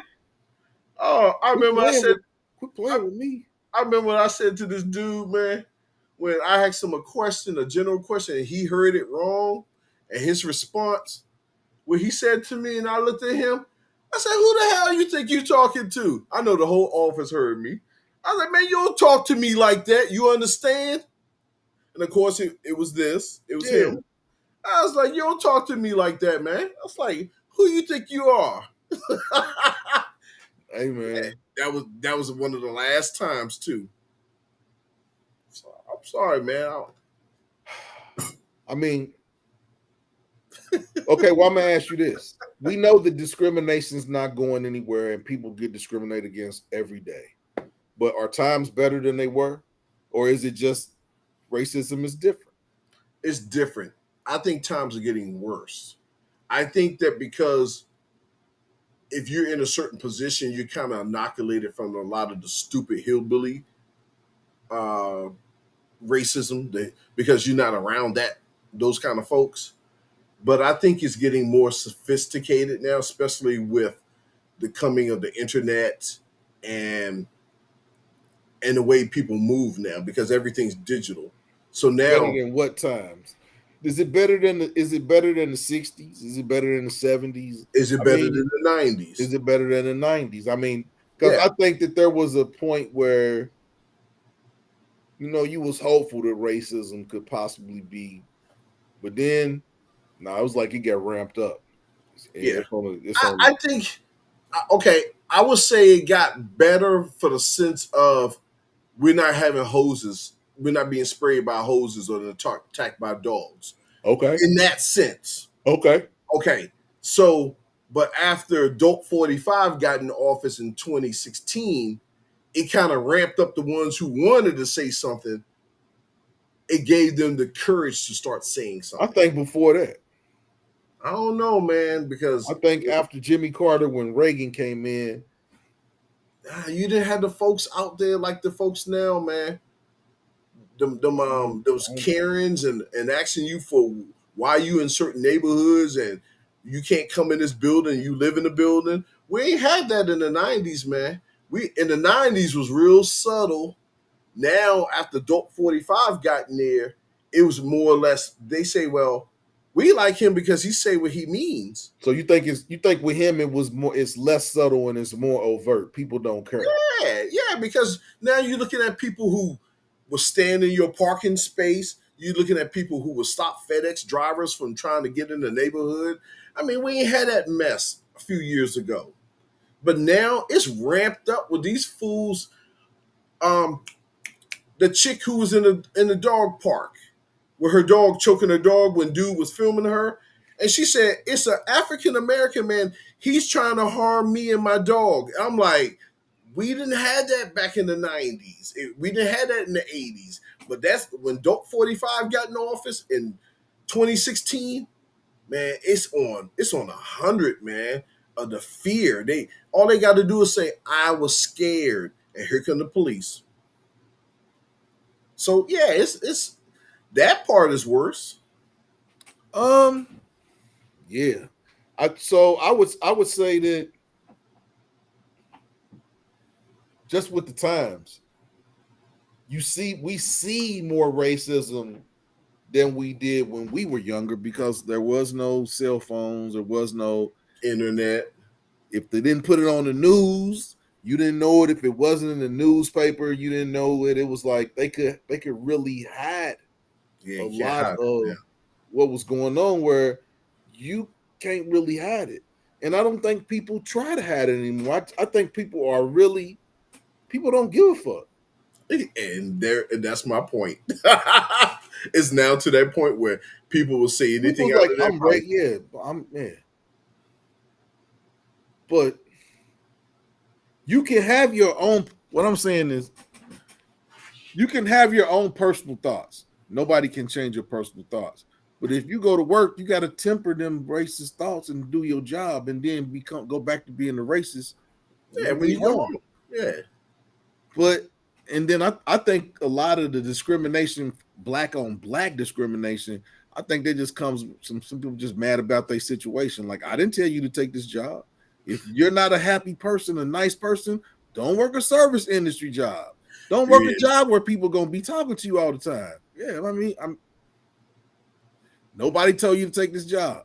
If you having a bad day, man, that ain't no that's not our fault.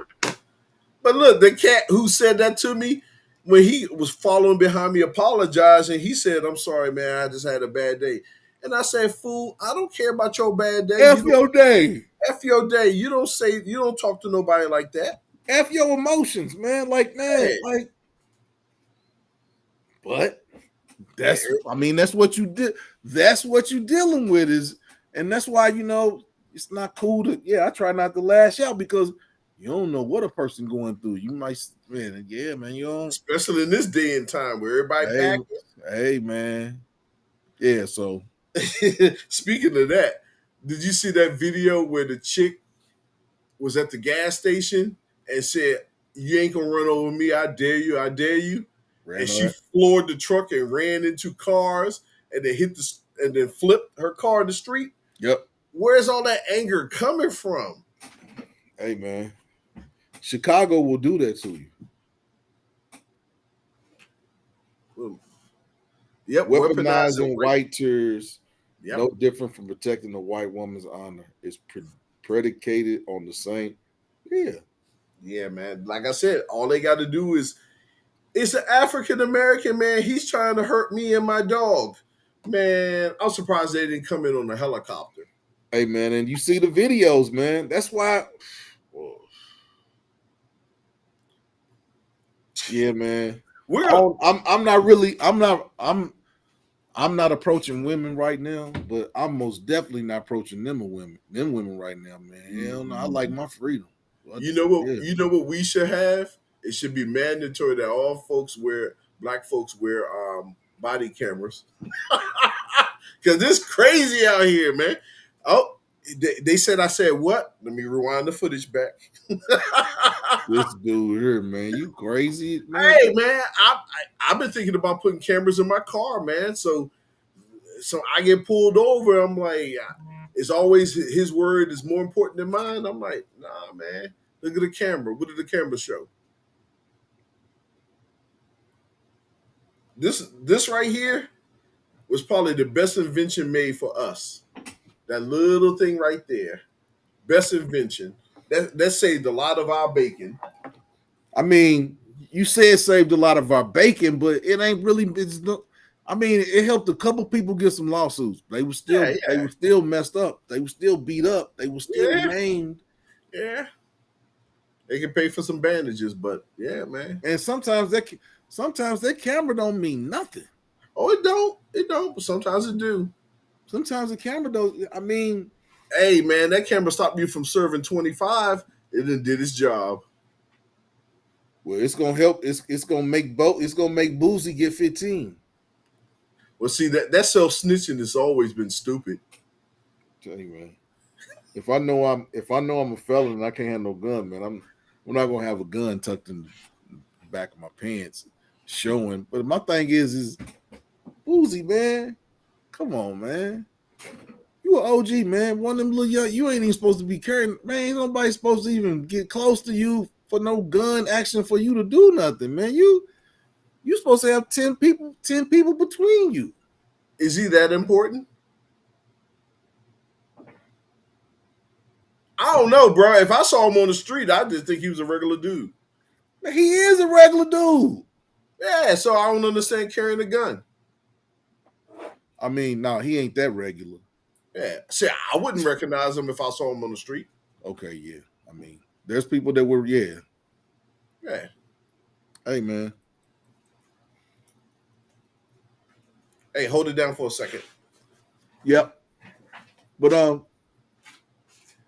like to take time to thank everybody that's joined in with us tonight. like, share, subscribe to the channel. We got 1,500 people in the house.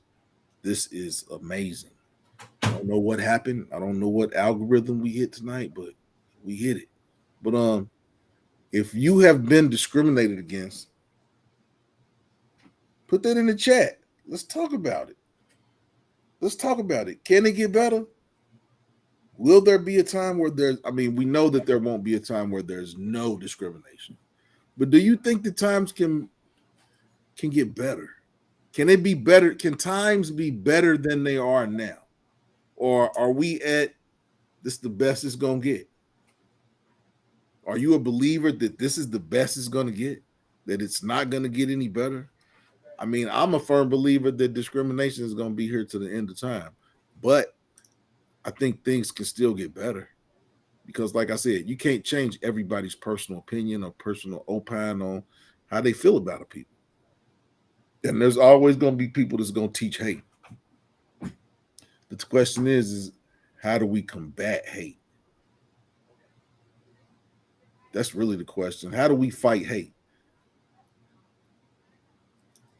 Same way we fight discrimination? I don't think so. Because if we fight hate the same way we fight discrimination, I don't think nothing's going to happen because nothing's happened in terms of discrimination. We still get discriminated against with impunity. There's still nothing that we can do in terms of the discrimination that's forced on us. So, I mean, hate is hate, or are hate and discrimination one and the same, or are they different? Is discrimination the same as hate? Is hate the same as discrimination? Can you hate a person and not discriminate against them? I don't think so. I think that you can discriminate against someone and not hate on them, but I don't think you can hate someone and not discriminate against them. I could be wrong, but you never know. All right. But yeah, we got 1,500 people in here, and ain't nobody has nothing to say. Come on, join into the conversation. Tell us a little bit about what you have encountered. Me, I got discrimination stories, but I don't want to keep hearing myself talk. I'd rather talk about something that somebody in the audience has gone through. We could talk all day about the stuff that I've gone through, but I think that we need to talk about everybody's experiences, not just Yeah, because my WG and myself. some people have different experiences. And I think people handle stuff differently. While you was gone, I was saying that, do we think that this is the best that it can get? Can it get better? And you got to say it. You're right, Midge. You have to. I mean, I'm an optimist. I'm not a pessimist. A pessimistic outview would be say it's not going to change. I'm an optimist. I think that people win in the end, and winning is being able to live your life free of. I don't think free of the daily stuff we have to go through, and I don't think that can happen in America. That's But why we're on this mission to move out of the country, is because a lot of us feel that we're not going to get right until we leave America. And I hate to say that, but yeah, I'm a firm believer of that because I know how I get treated outside the country. And it don't necessarily have nothing to do with me being American or me the money I got in my pocket or none of that. Some people, hey man, we are loved outside of America. yeah, you're right. Hey, you know what? I'm about to say something that a lot of people are not gonna like. Uh-oh. Hold on. Let me sit up in my chair. When I'm looking at the comment of that was a lot that was big for a lot of our ancestors, and what a lot of folks don't understand is Obama is not like us. He's I know a lot of people love him and they worship him, and I'm not saying my boy worships him, but Obama is not a black man or black American. He's African American, if based on his lineage. So if you look at his lineage, he has a white mother and an African father. To me, that makes him an African American. Whereas you look at my background, you You would have black. to go, I'm black, I'm but you black. would, in order to find a Nigerian that's part of my DNA, you have to go back at least 6 generations to say that I'm African. So I'm 6 generations removed from Africa. So I don't consider myself, this is me, We black. I'm black. I'm not African American. I mean, I'm not Yeah. even Native American black. Now, I do have some Native American in me, I do but too, I mean, I'm black. but it's far back. Yeah, I'm You black. know what I'm saying? It's so far back that I have 1%, if that. So I can't consider myself a black a Native American. I can't even consider that. So I mean, yeah, he's not a black man. His folks did not get the hose. His folks did not get shipped over here on a ship. He's not African American. He's See, when you say what happens to racism, Queen Kima had a question. She had a thought. She said, "What happens to racism when we become that American of one race that they are currently pitching on every advertisement?" oh man. But if you look at those advertisements, black men aren't in those advertisements. Oh, you talking about the mixed families all the time? Yeah. Them families don't be mixed with black men. It's black women. It's black women and other nationalities. So basically, I look at that stuff as like they didn't wrote the black man out of like they don't see us living or being able to cohabitate with what they want to do. That's the way I look at it because you look at the commercials and yeah, there's no black Yeah, men. well, that's a commercial, but I get what you're saying. I get what you're saying. It's like there's no plan for us in the future. There's no plan for us in the future. Yeah, I get it. I get it. But yeah, man, I think I see what Queen is talking about because I keep hearing the browning of America, and eventually, when you keep letting these folks in, you keep bringing them into these cities from across the border or wherever. Those are brown folks. Then you have a lot of us, the younger generation, dating them. That's going to start the browning effect. And that's what yeah, I mean, Yeah, that's it's. what yeah, they're really I mean, I wish I would be here to see it. It'd be a glorious thing to see that. But like she said, then what do? You have to become one nation, and that's kind of hard to become one nation when you're going to have a minority of folks trying to stay in power, because eventually they're going to be in a minority. Will that happen soon? Nah, probably in another 400 years. It'd be nice to see that, but I'm not going to be around for 400 years. wow. That's I mean, it's a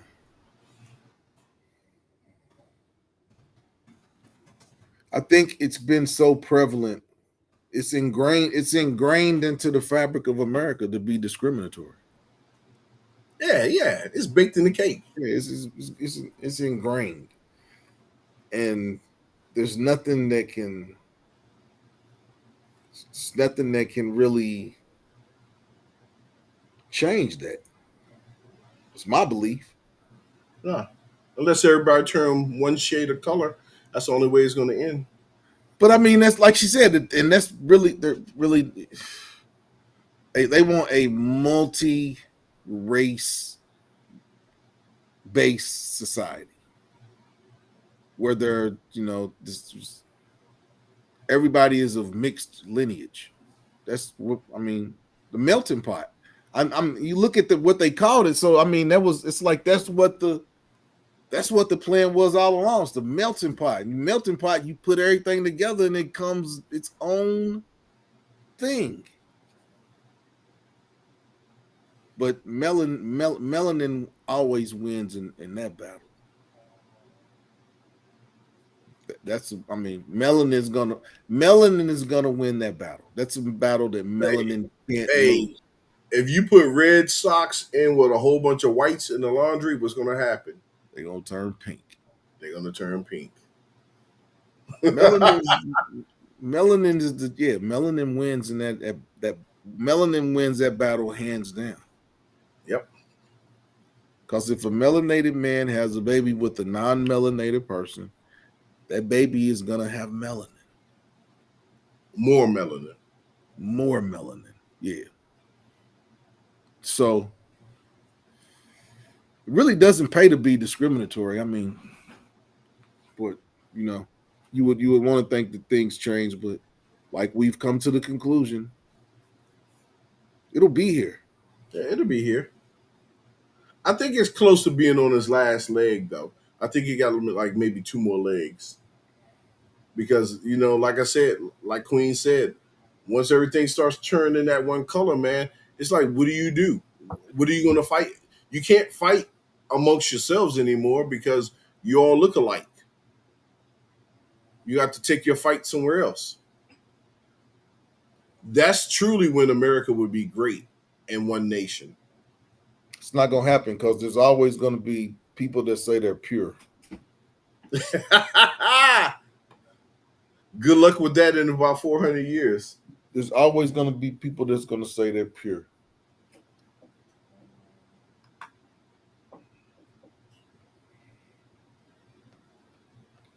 Man, this show has been this is extremely enlightening. The numbers that we get tonight. So yeah, we like to thank everybody for joining in. We got over 1,200, over 1,300 people in here watching us tonight. It's great. It's a good feeling to have, you know, lots of individuals who feel what we're saying. Man, go ahead, man. In terms of where do you think discrimination goes from here? Does it get better? I mean, does it get better? No, with I mean, technology, what I'm saying is discrimination. Are we at a point where discrimination is going to get worse, or discrimination is going to the effect is going to lessen?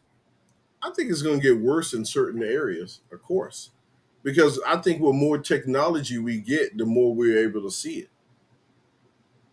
it. Because some folks just can't be quiet. Like some people, if you're a racist, you can't just like sit in your little corner and be quiet and be racist. You got to say to the world, "I'm here." I mean, look at all them fools who marched in D.C. wearing khakis, and what did they have over their heads? Something goofy. They all had khakis with the polo shirts. Are you talking about in Virginia? No, it was in D.C. They marched in D.C. Them fools who wear the khakis, the same idiots that be traveling in the moving vans, You and then talking about with the tiki torches? yeah, them fools. They were recently in D.C. Hold on, See, man. I'm gonna be right back. You got handle for yeah. Keep yeah, talking though. I'll be yeah. right back. But what happened is in D.C. I want to say it was a few months ago. You get all these fools wearing khaki pants and polo shirts, and I don't know if they was carrying tiki torches, but they were definitely being clowned by this white dude on a bicycle, which was hilarious. But you're getting more and more of that now. And these folks they still cowards though because they still wear masks. So they're still cowards. So it could be your dentist. It could be your lawyer who's wearing that mask, wearing the khaki pants with the tiki And that's my point. Is coward. you can't eradicate that, man. It's just you can't. You can't. I think it's pathetic that you got grown men dressing up. I think it's pathetic. You're a grown man and you got a costume on. It's like, come on, man. Well, we're coming up on 14 minutes to 2 hours, and we had this long conversation. And I'll be honest with you, I thought that we would. I don't feel any better after having this conversation than I did before. And usually, I have a good feeling after we have a conversation about, we've talked about some things where there may be some solutions or things that we can do, but I I'm at the same place we were at the beginning of this conversation. That's exactly where I'm at now, and it's kind of disheartening because I would have thought, but then we start having this conversation, and You know what though, man? I will say tonight I wasn't as angry as I normally would be. yeah, I don't get angry. I Oh, don't I get get angry. angry. Oh, I get pissed, man. I get pissed because I get so frustrated and tired of these folks and their games. It's like it's so unnecessary. The United States is a big country. We're supposed to be the most powerful, the most richest country. There's enough resources for everyone in the United States. And you get a certain group that just likes to hoard it all to themselves. I got an issue with that. And it's like there's plenty for everyone. I got an But issue with that too, but I mean, yeah, but I didn't get angry today. Normally I'd be fuming, but I'm good.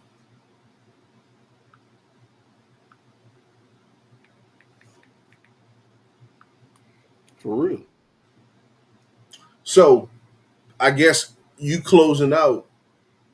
We got our show for next week. I mean, for the you I no, got our you're show for Thursday. you got your show for Thursday. Yeah, I I got my will, show for Thursday, but yeah. yeah, the show for Thursday is going to be titled "N Word Ish." Have you have you been a victim? Have you been a victim? And yeah, we're gonna delve into N word ish. Cause yeah, I mean this stuff that happened this past weekend with all these people getting shot up at Juneteenth events, that's N word ish. That's that's that's not good black people doing that. That's N words. Yeah, and they running wild. They running around. Exactly, C. Rob. N word ish. Have you been a victim? That's gonna be that's that is the title of Thursday's show. I will have the thumbnail up tomorrow, but yeah, we're gonna we've talked about discrimination and stuff like that, but now we're gonna delve on something that's strictly us. N-word ish. or or the stuff that we do. That's what we label. Yeah, N-word ish. So Yeah.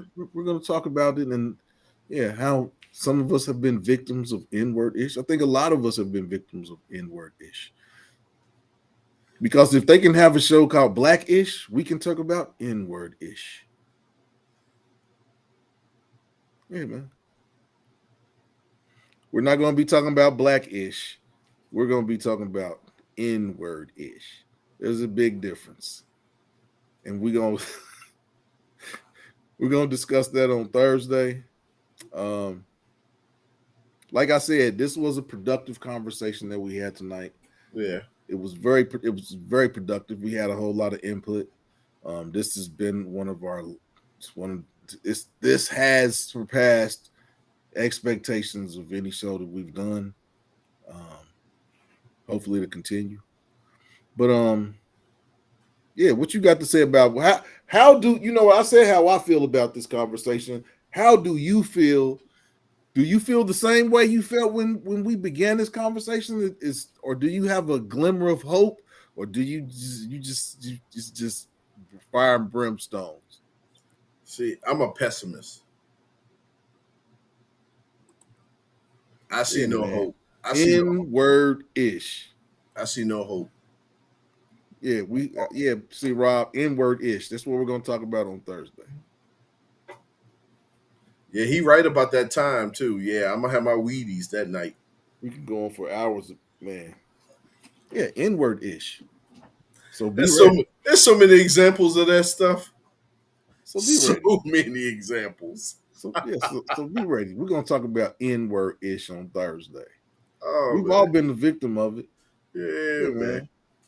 I know y'all seen a Camaro coming down the street on size 26 inch rims is sitting up like a yeah, man. We're gonna discuss all that. We may even add some pictures in here too.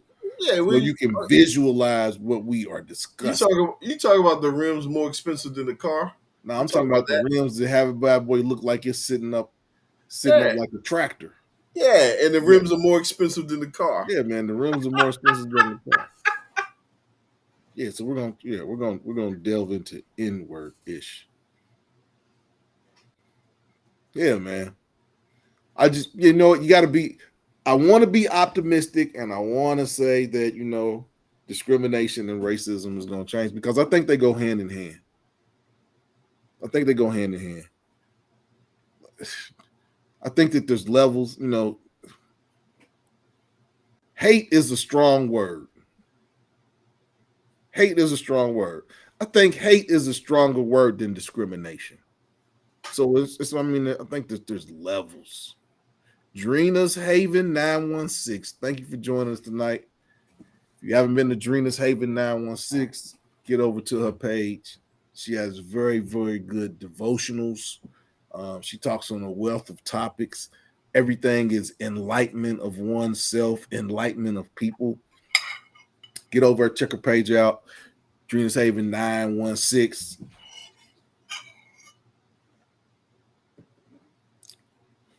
Right. I don't think that, I mean, we've talked about different scenarios, Drina.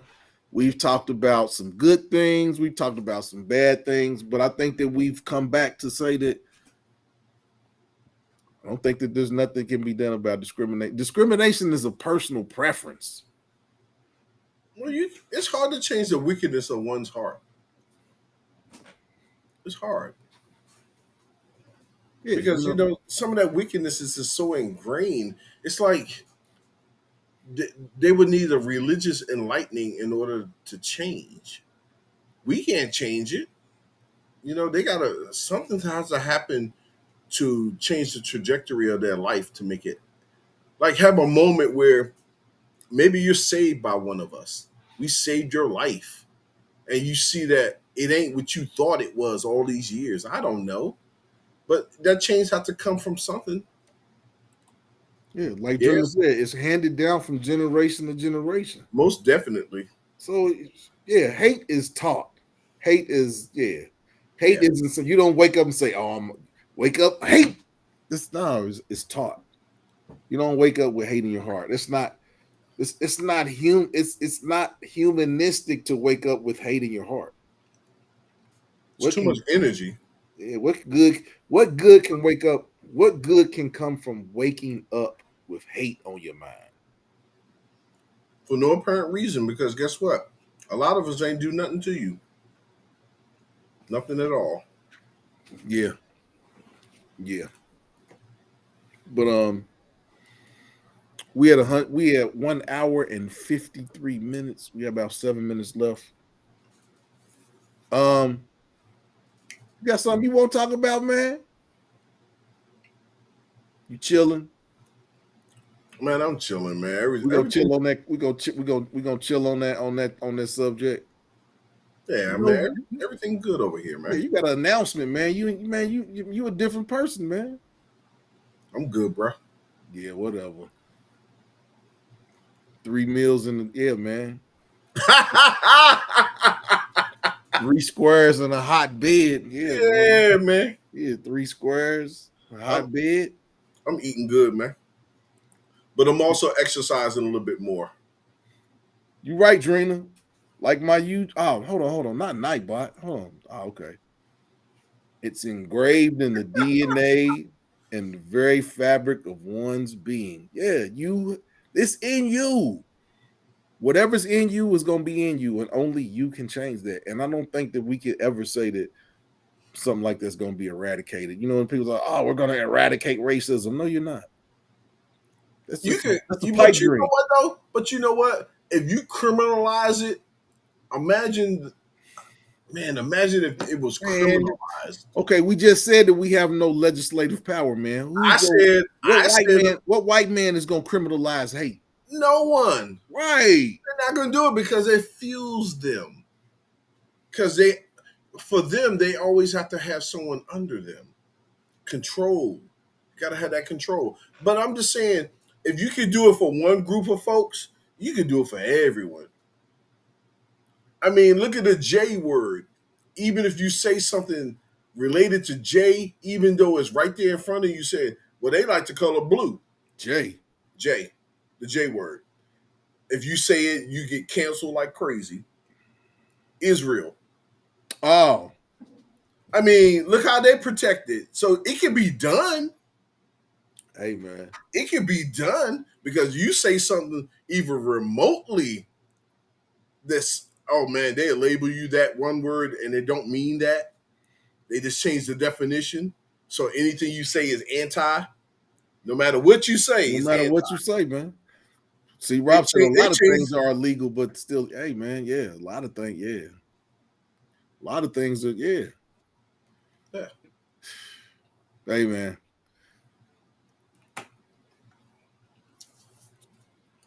Oh, we Dirty got. weather.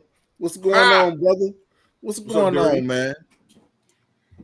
Yeah, man, we just up here talking about discrimination, man, and yeah, it ain't gonna change. So I just think that we as a people, we need to dig down deep inside because yeah, it is what it is. And the only way we gonna combat it is to We got get on on code, code. dude. We got on code. We're not gonna Uh get on oh. code. Uh oh. We're not gonna get on code. Uh Uh oh. oh. I know Uh oh. we're about to go I for told another you, hour. man, 156, hour and 56, man. I knew somebody was gonna come in when we was about to end the show. Dirty weather, you gonna have us on here for another 35, 40 minutes, man. But here you go. Let's dive. Man, man, if my guy show up and he say let's dive, we gonna dive. We gonna dive. Come on, dirty weather. Let's dive, man. Discrimination, man. Here we You know, go. dirty weather. I got about 15, 20 more minutes. We gonna get on here. Yeah, man. We gonna discuss with my homeboy Dirty Weather. We got 20 minutes to keep the discrimination discussion going. But Dirty Weather can give us discrimination from a different point of view that neither YWG or I can give you.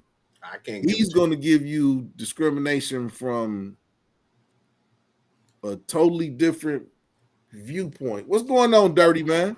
I know it ain't daylight where you are. Yeah, he's in It Cali. is definitely daylight where I am. Oh Yeah, wow, he's in nice. Cali, man. I'm looking outside. I'm like, hold on, it's 11 o'clock. Why is it still daylight? Yeah, God sunset right dang! now. See, man, you done came on here, Wow. man. You done shaved, man. You ain't on the show no more. You done shaved up. And, hey, but, okay, Dirty. Okay. Dirty weather. Nah, you're not dirty weather today, man. You clean, man. You clean weather Clean today, weather. Hey man, shit. As long as I ain't disrespectful. man. You ain't never disrespectful, man. But yeah, man, we was talking about discrimination, and All right. we just Racism. basically said that it ain't gonna never change. It's always gonna be discrimination. It, yeah, and the common theme that you hear nowadays, like I believe racism evolves to have different looks, and the one that I get most common is now it's not about race, it's about money. Yep. So of course you're gonna be biased. Somebody with a lot of money has no choice but to be biased to somebody that's broke. They might have a good heart and want to help, but at the same time, you ain't about to get a motherfucker to code to your gated community and let him in, because then he gonna bring his partners and his other partners. Then he gonna move a camper out there. So bias is it got a lot of different faces. I'm right. biased. I'm biased to certain things. Yeah. I mean, we all have biases. I Yeah. think, yeah, everybody has biases. I got a bias Now, against ignorance. I got a bias against ignorance. I can't deal. I can't. Yeah, man. I gotta. Yeah. Some stuff I just can't be around. yeah. That's a yeah. I would say that like Junior got a question for you, up the Dirty. street from my house, right? 7 people got shot. This is like last week. 7, and they was all like 30, couple of 40-year-olds. One dude I've known since like first grade got shot. So the thing is like, what the hell is y'all old ass doing at 10:30 at night, posted up in the back of the liquor store? That Y'all sound like people. dirty. That sound like the Thursday show. That Brother, sound Drina said, "Can you speak on being discriminated against by being a formerly incarcerated individual and how you overcame it?" damn. She hit you with the deep I'm one. gonna say first thing you like I kind of already know what's gonna happen when I apply for a job, and then they be like, yeah man, we love you, your energy, we love you. We just gotta wait for this background check to come in. And then what happens is like a natural occurrence. 2 weeks go by and I forget that I even applied for the damn job on repeat. So what that does is that just builds that callous to where you kind of get the attitude like, I'm not gonna give up. I'm gonna keep applying for jobs, but I'm not gonna let it hurt me when they deny me because I understand that I'm not normal, and 20 years in prison is just something that scares the lights out of a regular person in society. That's why the jobs that hire felons are all brute jobs. The railroads, the unions, The doc. the constructions, Yep. the truck drivers, all brute jobs. But is that white America? Nah, that's what they did to the Asians and Mexicans and the early blacks that didn't know their way. They enslaved them in some form or fashion. They not about to have a felon up in that motherfucking Wall Street. They not gonna have a muff, and if he is, we wouldn't know because they probably do them dirty motherfuckers. Yeah. I read a story about a guy that was in I think Folsom. He was in one of those prisons. He's a black guy. And he got his law degree while he was in prison, and when he got out, he passed the bar. But them stories is also that's a dime a million, a story like that. I wouldn't even go that far. I just know that there's exceptions to the rules. And I was in Old Folsom, and the time in prison that I was in prison is different than now. Now prison is geared toward, if you want to go home, we're gonna help you go home, and we're gonna give you programs and everything to help you go home so you have no excuses. That's how they doing it. But when I was in there, it was a dog fight. It was a dog fight. You was barely getting grants to go to college in there. There was a time when wasn't no college in there, but now, I mean, not Yeah. without outside help. Then they came where they offered help and gave you college courses. Now they give you laptops and shit and tablets to aid you in your college endeavors in there. So it's not that far fetched anymore. So how were you discriminated against when you were in prison? What were some of the forms of discrimination that you encountered just being incarcerated? First off, it come to where you at. Like where you at? Like you could be in high desert where it's majority white people, majority white police, majority white inmates, and you done had riots happen where the white police then set up the black inmates, let out a small amount of black inmates, and then let out a whole bunch of white boys, and they knife attack the blacks that was sent out there like lambs. And then when riots be over, they find buck knives, like real pocket buck knives. They don't come from no blacks. Right. They don't come from no blacks. So it depends on what prison you at. So Because if even on that type of level where it's another segment population other than black inmates will have weapons and the black people won't have weapons. they have whatever they can Get their hands on. Wow. look, Mandinga Warrior, whatever we got. But no, they was helping them. But if you get to like Sacramento area ish, then the numbers is kind of even. It's damn near more blacks in like Old Folsom and New Folsom and stuff. Then when you get to Central California, that's when the numbers start to go drastically Mexican. And then when you get to like the desert in California, damn near 80% Mexican. So of course they gonna treat the La Raza before they treat you up in there. That's for Hell sure. yeah, hell yeah. Mm. Wow. But I So a lot but of I would the say that even in a prison where it's predominantly dominated by black inmates, I would say that it's still discriminatory stuff that goes on. Hell yeah. But I will say this though. Now, I ain't gonna sit here and act like it ain't ways to combat the discrimination because if you a timer, like you somebody like like there's a difference between a prisoner and a convict. Like a convict is somebody that knows the lay of the land. If I want to get outside, I know who to holler at and how to get outside. I want to go to canteen, I could do that. If it's a problem on the yard, I know how to go in there and talk from this political group to that political group. So I'm a timer, but a prisoner is just somebody that's coming in. He might be doing a year or something, a couple years or something. He's just trying to get home to his family.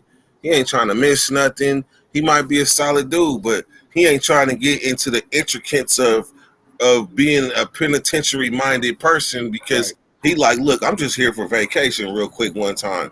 I understand y'all got 10, 15, 20 years to go. I understand all of that, but I'm just here for like a little 14 months. So yeah, man, I'm gonna be mind to mind on my square over there. And I can do get your time over with and get home. And that's what California prisons is geared toward now. They got laptops mm, in their cell. Do you know wow. how many write ups I got for having a cell phone? Man, I would have went home a lot sooner. But How now much how they much got time do you think that added on your plate? cell phones at least an extra year and a half, somewhere between a year and a half Dang, and 2 dog. years. Damn, dirty. I got caught with at least like 7, 8 phones over a 3 year period. Like I just couldn't be without them. So you was calling home when you get your cell phone, yeah, it's just Yes, I mean once you get business going on outside the walls, it was a means to take your mind outside the walls. right, So as right. long as I had stuff going on and stuff to be done outside, I was really kind of getting myself reaccustomed to coming home and setting stuff up. So would you say that the people, since you've been out, the people that really fuck with you, you know they fuck with you because the thing about it is, if a person gonna help you get a job and they know your background, that person gotta either they need somebody to work there, or they really fuck with you. Uh, or they didn't see me coming. And what you mean by that? I got a nice personality. I got a nice personality, man. I got a good laugh. Man, the I, I got a prison didn't make you. I You got an still a infectious man. smile. And that man and I didn't been in their face because they was like, oh yeah, we like him, we like his personality, his energy, all that. And I didn't wiggle all. Watch this. I went to AT. It's called the CFL for AT&T, the Center for Learning in Dallas, Texas, Irvine, I think. And I'm going there for 3T. You ever heard of 3T? Mm-mm. Train the trainer. Train the Train the trainer. trainer. That's where No. they train you to train other people. So Okay. this job that I'm going to do is to be a certified pole climber, like the person Yeah. that gaff in, gaff out to Yeah. climb these poles for AT&T. So I get there, they pay for my ticket, they pay for everything. They pay for my rental car, and I pull up to the class. Man, these dudes been with AT&T 20 and 30 years and shit. They just getting this recertification to teach a uh, pole climbing class because they could teach all these other classes. They didn't learn this shit. All these they can teach them. So, but they adding this one, and I'm alongside with them, and I ain't got near experience or nothing. I just knew somebody who knew somebody, and that somebody was my lady. My lady, she was with AT&T and referenced me. So they let me slip in the door, right? So I say about the fourth day, By the third day, they realized they didn't fucked up. They didn't let me in the door. So I'm having a conversation with the white lady. I'm like, yeah, I so love learning. This is cool. She said, yeah, learning is fun, ain't it? Learning is fun. But in the back of her mind, she like, nigga, I can't wait till you get your dog ass out of here. You was never supposed to be here in the first place. I bet you they paid me my 5 bands, though. You finished the class? Yes, I did. And Yeah, you passed got it. your certification. Yes. Do you Hell think they yeah. like that shit? Hell no. I slipped in the back door. I'm the thing that they wish never happened. Well, now you got that certification. Now yeah, man. Hey man, take advantage of every opportunity that's presented. Nah, I think they bought my certification and everything that has to do with me and AT&T. They put that shit in the corner somewhere. They hate that my name even on a payroll right now. Oh man. But So that goes to what you say. It's who you know. It's who you know. So you getting excited about the new season of the show about to start, man? What show? Your show. I hate to say it, but it's already aired. What? 2 shows. Oh man, It's I gonna be think the it's third too. episode. Oh, okay. Okay.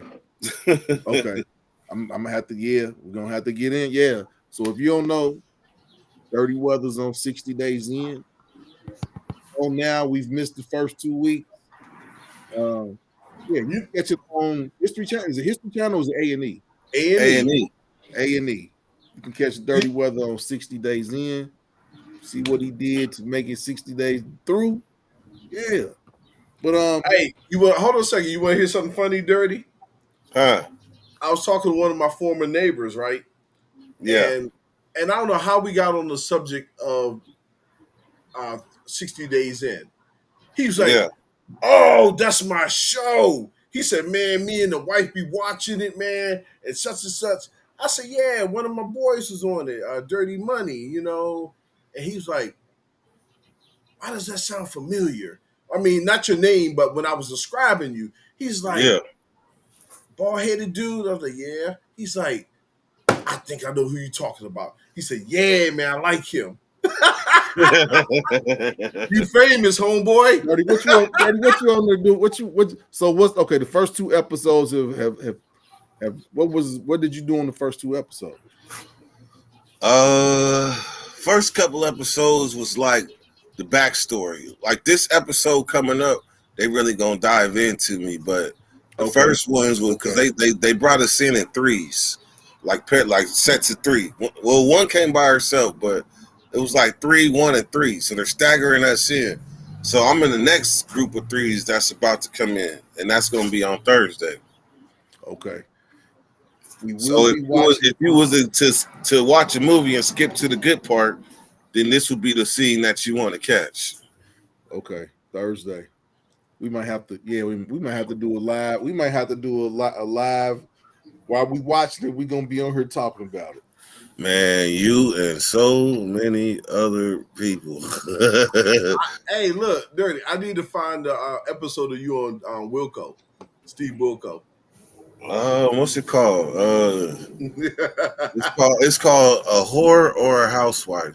Just type in, or you can just put Dirty Weather on Steve Wilkos. It'll still pop up. Like my name, I've been branding my name since 2014. Dirty Weather. Before then, I was Kurt Luminous. Kurt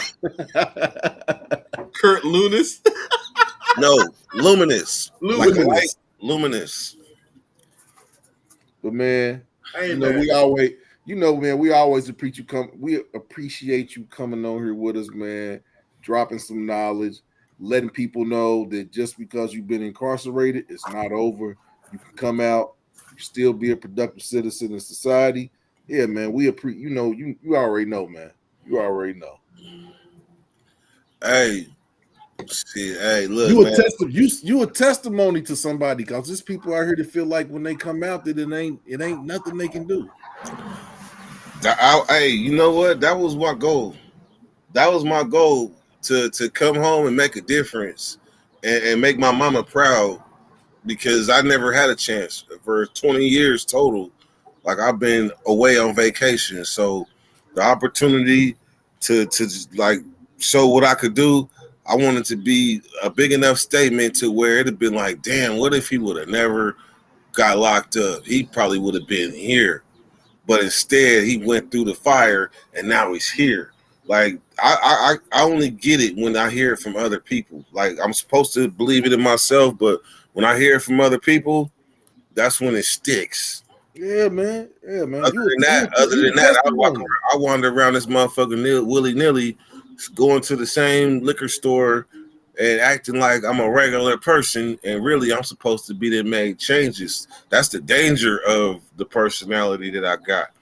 I'm too accessible. So these are the transitions that I need aid from my peers to let me know them good things like what you just said.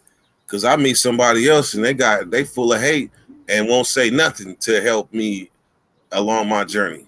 No, man. You know you always got us over here, man, to come holler at us, man. We value I value my friendship with you because man, you keep man from day one we known each other, you kept it real.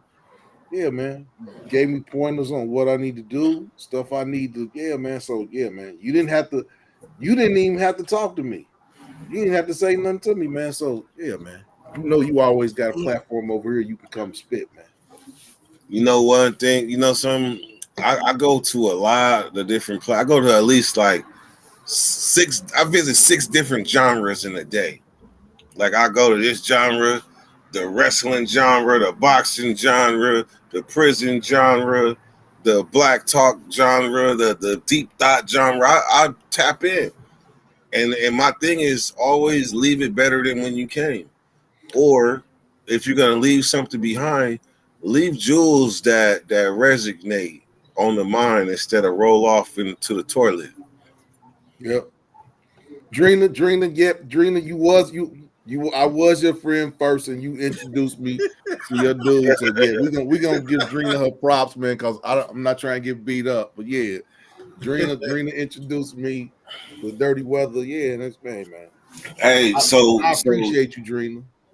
so yesterday, and I know you ready to get ready to close. I didn't want to take out when you said I would take an hour. I was like, I ain't gonna take an hour. I'm just gonna take 37 minutes. Not 37 minutes. So I was on this panel and they was talking. They was like, I play stupid, and then I let people show me who they are, and then that's when I take action. So that's similar to what happened out here. This dude was in a wheelchair. He asked people in the truck to turn their music down. They in turn ran his veteran ass over in his wheelchair. I saw that. And then he shot their dog ass. Both of them. Yeah, I saw that.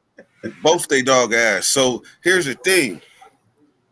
He was ready. Even when he told him, can you please turn your music down? In his mind, he like, yeah, I got an equalizer right now. If it's any type of problems whatsoever, so I'm gonna move in confidence. They ran his ass over and he was ready. They wasn't ready.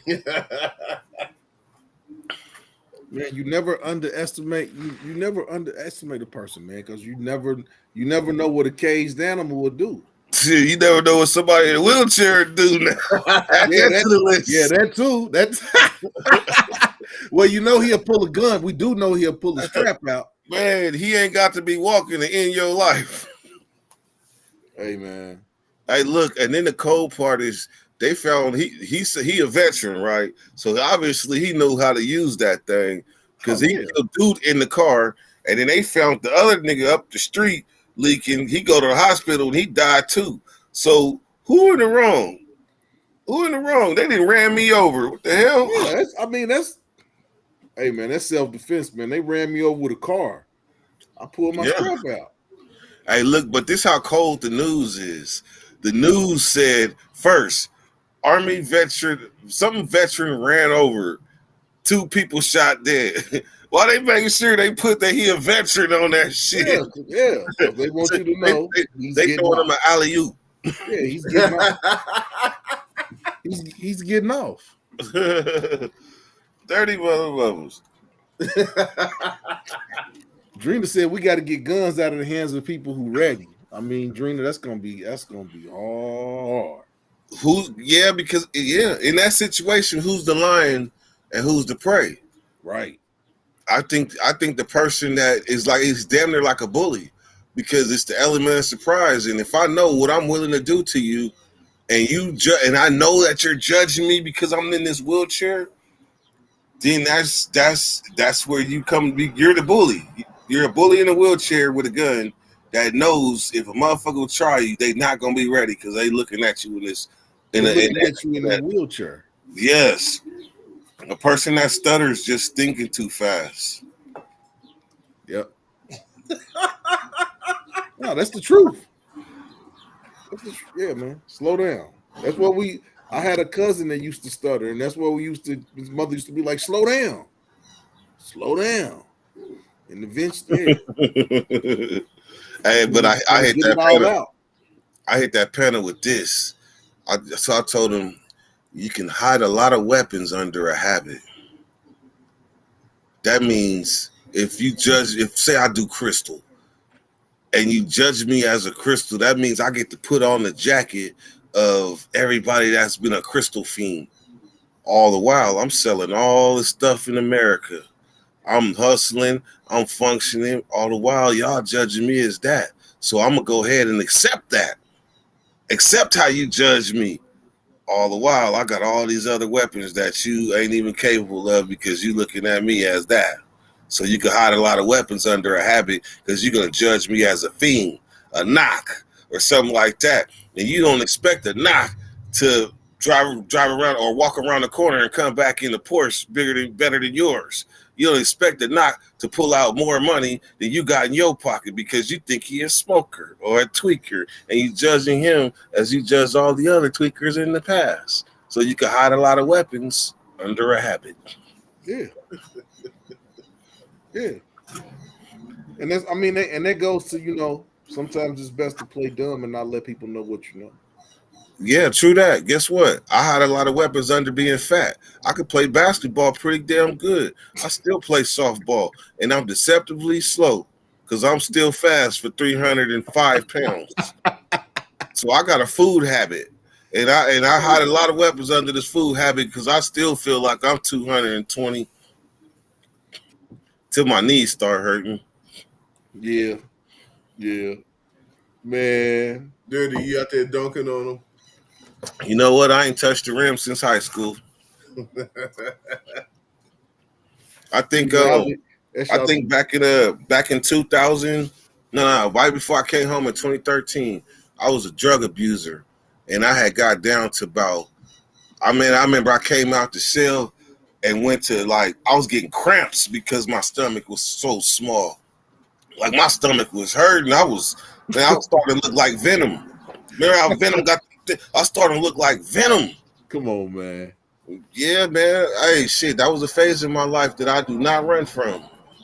But I remember playing basketball and going up for a layup and somebody just barely bumping me, and I was like, You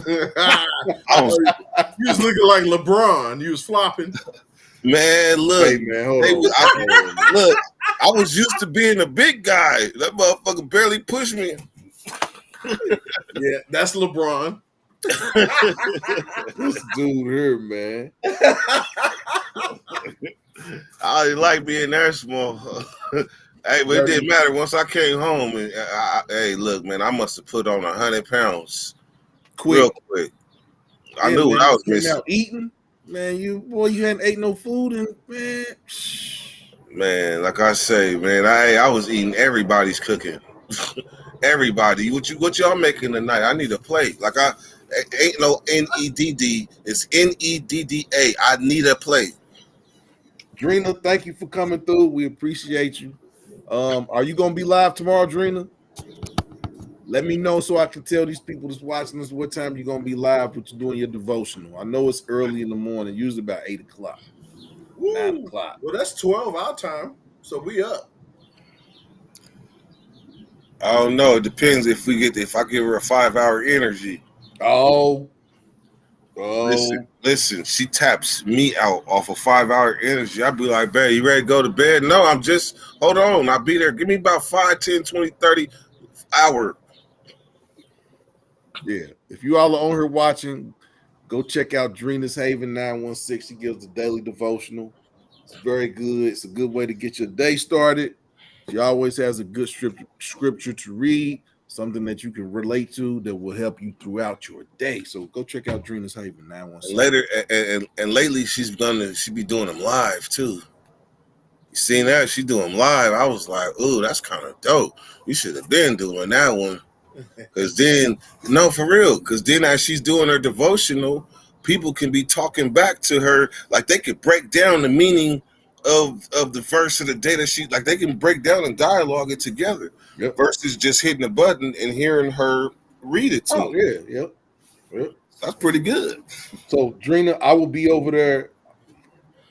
I may not be able to say nothing. I'll probably be working. If I ain't in no meeting, I'll jump in. But yeah, I'm gonna jump on. Can you drop her link in the chat? I think he got the bot. I got the That bot, bot but that hold on. bot's Yeah, broken. man. I gotta get with Wally. I gotta get with Wally. That But hold bot on. that bot Matter of done fact, had I'm it. about to give Drina the wrench. I'm about to give Drina a wrench so she can drop her link. So are you subscribed to my channel, man? Yeah, Do you get the notifications every time I go live? I think I need to cut your notifications on. Matter of fact, I've noticed that's what it is. Like even though I got all these damn subscribers, I got damn near 10,000. Not everybody is able to get the notifications to my lives, so I'm just like doubling back on everybody and seeing if they notification bell on. Because I looked yeah, at mine and I yeah. noticed that on mine Oh, I'm subscribed to hella people and the notification bell wasn't on. now I got it on. I had it on. I had it subscribed, but I didn't have it on all. Hey, Yeah, hey, look, when I turned the notification bells on, I started getting hella channels that's going live. Like I opened up a whole new world. Let me jump in here real quick so I can give Drina this wrench. Drina, she you already got a got the wrench. All you gotta do is you already, yeah, you could just type yeah, your she has a wrench. yeah, you could just type your info in. You good. Yeah, Drina's Haven. Subscribe. Subscribe to Drina's Haven. Subscribe to me. I'm on the road to 400. My man YWG, man, he didn't cross the threshold. I'm on my Hey, way. so do you know this? Do you know that all you need is 500 subscribers now to get monetized? Did you know that? Yeah. No. I told you last week. Now she still sent 1,000. No, if you But look at see, the here's the first thing. Here's the thing. At first it was just like people talking about it. They actually changed the verbiage when you Google it, but it says soon you will be able to monetize at 500. So it's coming. We don't know when. It's any day. I no, still want to get it's showing in my background. I still want to get to 1,000. I It's still want showing to. that it's allowing you to monetize at five. And how many you got? Um I'm at 1016. Nah, see you able. You got 1,000. You You gotta got a get me. thousand. You gotta Did you get check it when you had them 800? watch hours. Them watch hours. It should be. You should. Well, we got some good watch hours tonight.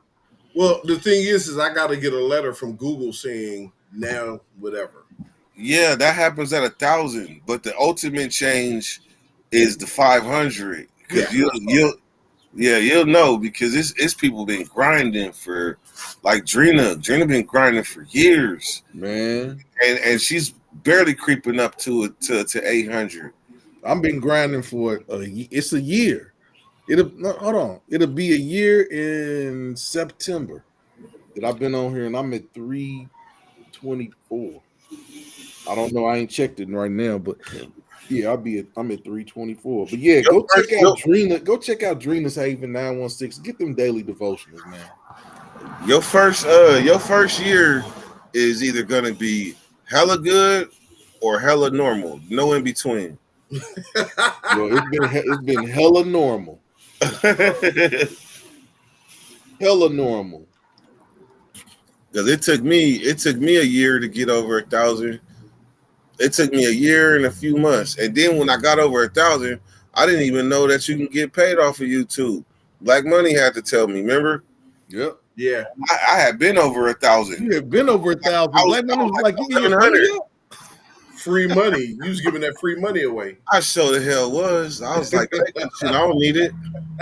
Oh man. I'm living in my car. I don't need that money. What you Uh, mean?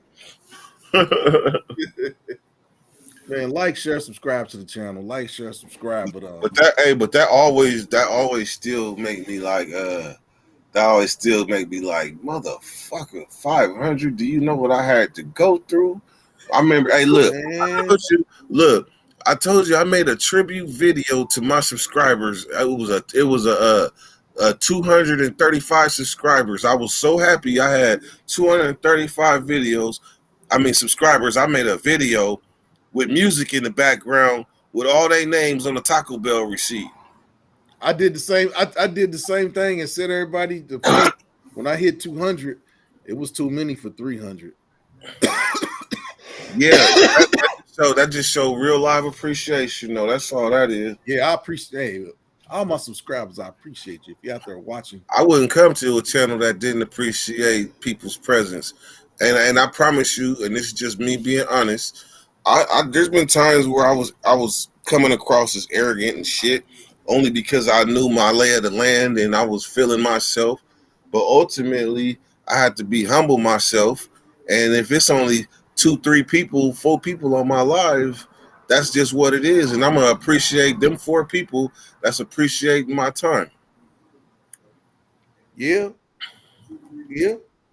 Hey, man, I go to people's pages that I like, and I let them know that I like their page. I mean, a lot of people they don't subscribe to me, but I subscribe to them. But yeah, I get enjoyment out of them, and I'm not looking for everybody to subscribe to my page that I subscribe to. So I mean, I understand.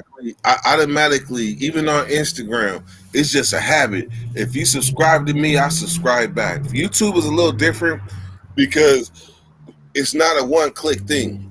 Right. Instagram is a one-click thing. You follow me, you got a follow back button, so I follow everybody back. But YouTube, you got to kind of like go to their page, subscribe, and that might be a little too much at the time. Yeah. I try to. Whenever I get around to it, I subscribe to everybody that subscribed to me, and I'm about due for a look see. You said that, and I'm over here going through. I'm going through subscribing to all the people that subscribe to my Instagram today. Yeah, that's a pull up. That's something you pull up every 6 months. That's part of the diagnostics. But yeah, man. Hey, You know, Gardner. What's up, bro? All right, so I got the black. The maybe it's the material that bound and burlap is, but I'm laying this on the front yard. I Okay. used blankets at first. I covered the ground with. We had a bag of just molded blankets and shit. So I covered the front yard, a part of it, and then I put the bark over it. And so I realized real quick I ain't got enough blankets for all this shit. So I went and got the tarp mat things, unrolled them, laid them out, and then now I'm about to start wood belling these chips over. Okay.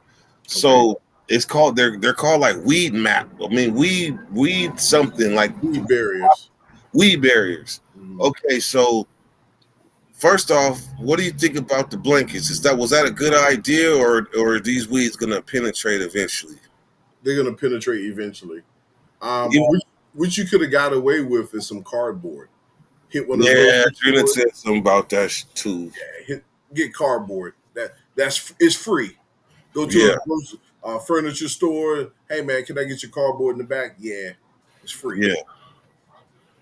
Okay, so then these burlap black material stuff that you lay down, what's the pros and cons about that? I guess the pros is it'll prevent the weeds. The con is sometimes they're only good for 5 years, 7 years. It depends on what the density you got. Hey, look, these dudes that chopped this tree down, right? They Mhm. think they slick too, because we asked for the bark, and they was so happy to pull this truck up and dump this bark. Yeah, And, they like because that means they ain't gotta pay that dumping fee. bingo. Dumping fee. That means they ain't gotta pay it, right? So they Exactly. not only did they pull up and dump some, they dumped the whole truck on this damn driveway. You Yeah. want some bark? We gonna give you some bark. Yeah. And so when I went out, I looked. I came back and I said, "Damn, babe, this is a lot of damn bark.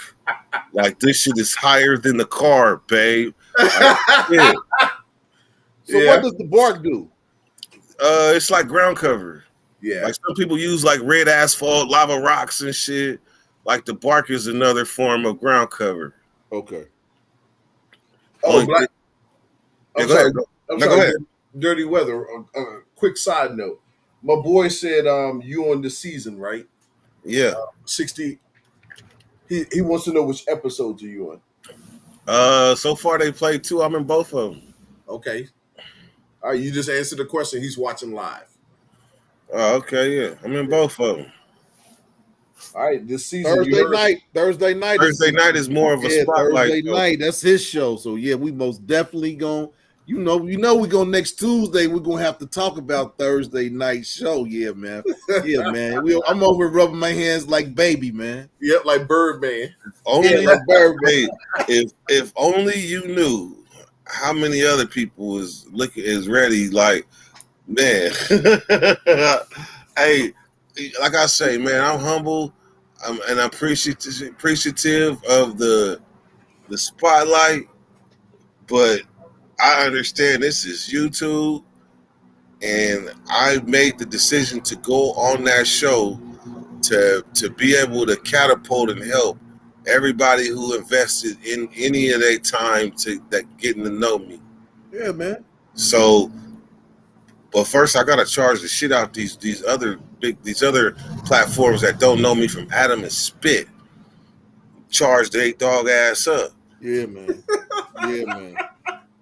Yeah, man. Hell yeah, man. Then from there, it's Man, like, you need to go live on your page when your show is on Thursday night, man, so we can come to your page and politic with you while it's on live. you know what's crazy is I tried to do that, and it just didn't work out. Like last week, like my little contraption Superbox thing, like the show was airing, but the volume wasn't working. Go figure. So I guess it wasn't meant for me. It wasn't meant for me to do it. But and then another thing is that YouTube is kind of sitting on me still. Like they don't want me to grow. So they not sending my algorithms out. They not doing it. So I'll be live. It'll be 10, 15 people watching and I got 10,000 subscribers. Like that don't make no damn sense. Damn. Man, you be doing your thumbnails? Yeah. Are you advertising? Yeah, I mean, I do a thumbnail picture. I don't draw up no fancy graphic picture. I don't do that. But I might pick a real picture or a relevant picture or something as a thumbnail. Dirty weather. I'm gonna do a thumbnail for you. I'm gonna send it to you, man. It's all gravy. I'm gonna do it on. I got Canva, so I'm gonna do you. Yeah, I got you. I have to admit there are times when I've clutched my purse, passing a big black ball man because I've had my purse snatched before by one. You done had your purse snatched, babe? Skills from New Orleans. We appreciate you. We appreciate you, brother. For sure. 574 in the building. In the Sound like building. a conspiracy to me. Hey, it does, don't it? Hey, you know some ancient Shaolin shit. Damn, ancient Shaolin. Okay. That's kung fu fighting Saturday. Ancient afternoon. Shaolin secrets. Yo, Moss. Yep. We got Dr. Rod watching. Dr. Robinson's watching. Rod. Dr. Rod. Yeah, we used to work with him. Remember that dude you came in early in the morning? Oh, I came Call in. him up. Tell him come I on. came into the office and scared Rod, boy. I was like, Rod, Now he's in the audience just watching. what's going on, Rod? How you doing, brother, man? How Man, come we hey only see? man, How come we only see Drina's comments? That's it. ain't no man. I don't think nobody else is. I mean, Well, skills. I Skills from see New his comment. Orleans, and we have some other people that, man, yeah, man, nobody's talking, man. Nobody's talking. They just listening to us. But, hey, I'll take that. Oh yeah, tonight's drink. I'm drinking Basil Hayden toast. Basil Hayden toast, and tonight I'm drinking Bumpy.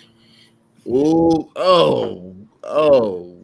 bumpy face. Woo, wee. Hey, look, you can go back to a live of mine 3 years ago, and guess what you're gonna see? Bumpy face. Bumpy.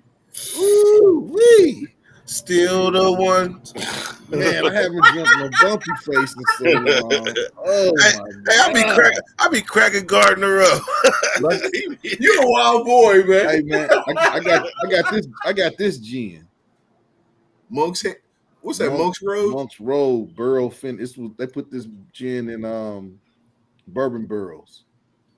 Really, I I've got never some of seen that. that, but I caught myself going up and down the ladder of gin, and I settled on the ones that I could stomach the most because I I got didn't some. drink from Hendrix, Bombay, Yeah, I like Beefeater. Hendrix. I like Hendrix. I like this too. I got this Wiz Khalifa. This is good. Ugh, This oh, is good.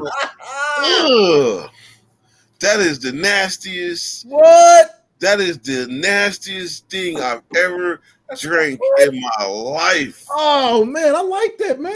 Man, I did a review on that shit. Hey, look, the store made me buy it because they see me come in buying so much Seagram's Bumpy Face gin.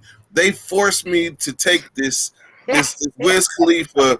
I didn't even know it was Wiz Khalifa's drink until I walked in a different liquor Man, it's store and good. seen Oh the man, it's good. cutout of Wiz Khalifa down there taller than me holding one of them, and I Man, was it's like, no, smooth. It's no. smooth. You like bumpy face over that? You gonna put me in a seizure? Oh man, bumpy face over the whisker. Oh man, Yes, man, confidently. you can ready make me. You can ready make me go. Damn, did I forget what bumpy? Nah, I ain't forget what no damn. Hey, Bumpy look, was. it's Bumpy Face is smooth. Is you and you know what you gonna get. Oh Know what yeah, you a gonna stomach get. ache. A stomach ache. My boy said that. No, My boy just said that basil is the bomb. Yeah, Basil Hayden toast, man. You gonna have man. I can't say nothing. I can't say nothing about that. I You can't gonna have say to nothing get about some that. brown. You gonna have to get I some ain't had that. brown, man. You I'm gonna have to drinking get But some that, tea. but I'm brown. that drinking Steve, tea. So shit. That Steve McQueen frog, hell no. Man, I had a couple of chicks drunk and they said they like it. Of course, but They like the Ciroc. They like it's the amazing. Ciroc It's too. amazing how gin can taste different, though. It's supposed to like everybody. Gin make you sin and put you in the box, but them gins taste different. Like Hendrix tastes like you drinking Man. rubbing alcohol. See, I like Hendrix. I like my martinis made with Hendrix and throw that olive in there. Yeah, man. I wish I could have the $40 a shot I paid for that shit. Damn, $40. Well, it was a double shot, but still, $20 a shot. What's that? It was a spot in Hollywood I went to, not Mr. Chow's, the other one. Matter of fact, I'm talking to y'all like. Nah, see, my uncle live in Long Beach, but I ain't. Yeah, I ain't I been there. seen a post. I seen a post. The dude said, "Look, man, when you come to California, stop calling your family in the Bay Area talking about pull up. You in San Diego, damn it. You can't just come down and pull Yeah, up. yeah, that's What about. is this? Yeah, that's a drive. That's a drive. That's man. California's so long, man. It is very long. I was in the Bay and they was talking about driving to California. I looked at how long it was. I was like, nah, I ain't. Nah, I'm not driving to LA. I'm gonna stay right here in the Bay, South San Francisco, where I'm at, chilling. Mm-hmm. Skills from New Orleans. Is he on in your service? He's new. That's why I appreciate you. 9 likes. I appreciate you. Skills from the NO. From the N. Oh, while I got you on here, I gotta ask you this before you get out of here, man. How you feel about what's going on in Memphis In Memphis. with with with with everything that's happened with Oh, them dudes. yeah, the people that killed young Dolph, and now the leader of another gang that's got killed. Man, it's just Memphis is hot as a pistol grip right now. I gotta say that I'm not as versed with Memphis right at this moment as I am with like Young Thug and shit. Oh, okay, what's going on in ATL? Yeah, like Memphis, I was never really a Dolph fan like that to where I paid attention and I seen the love that I seen the love. I see the way to describe Dolph to me is kind of like the way we would describe Nipsey Hussle to y'all. Like I like Nipsey's music, but yeah, I can't really say I was a Nipsey fan. yeah. So it's the same thing. But then when you listen to Dolph's music, you like, ooh, that shit kind of slapped though. Yeah, and that's how I feel about some Nipsey Hustle songs I like, but some of them I can't get into. Skills from the NO said, "Does racial discrimination matter?" Is hell? I mean, yeah, it matters. Some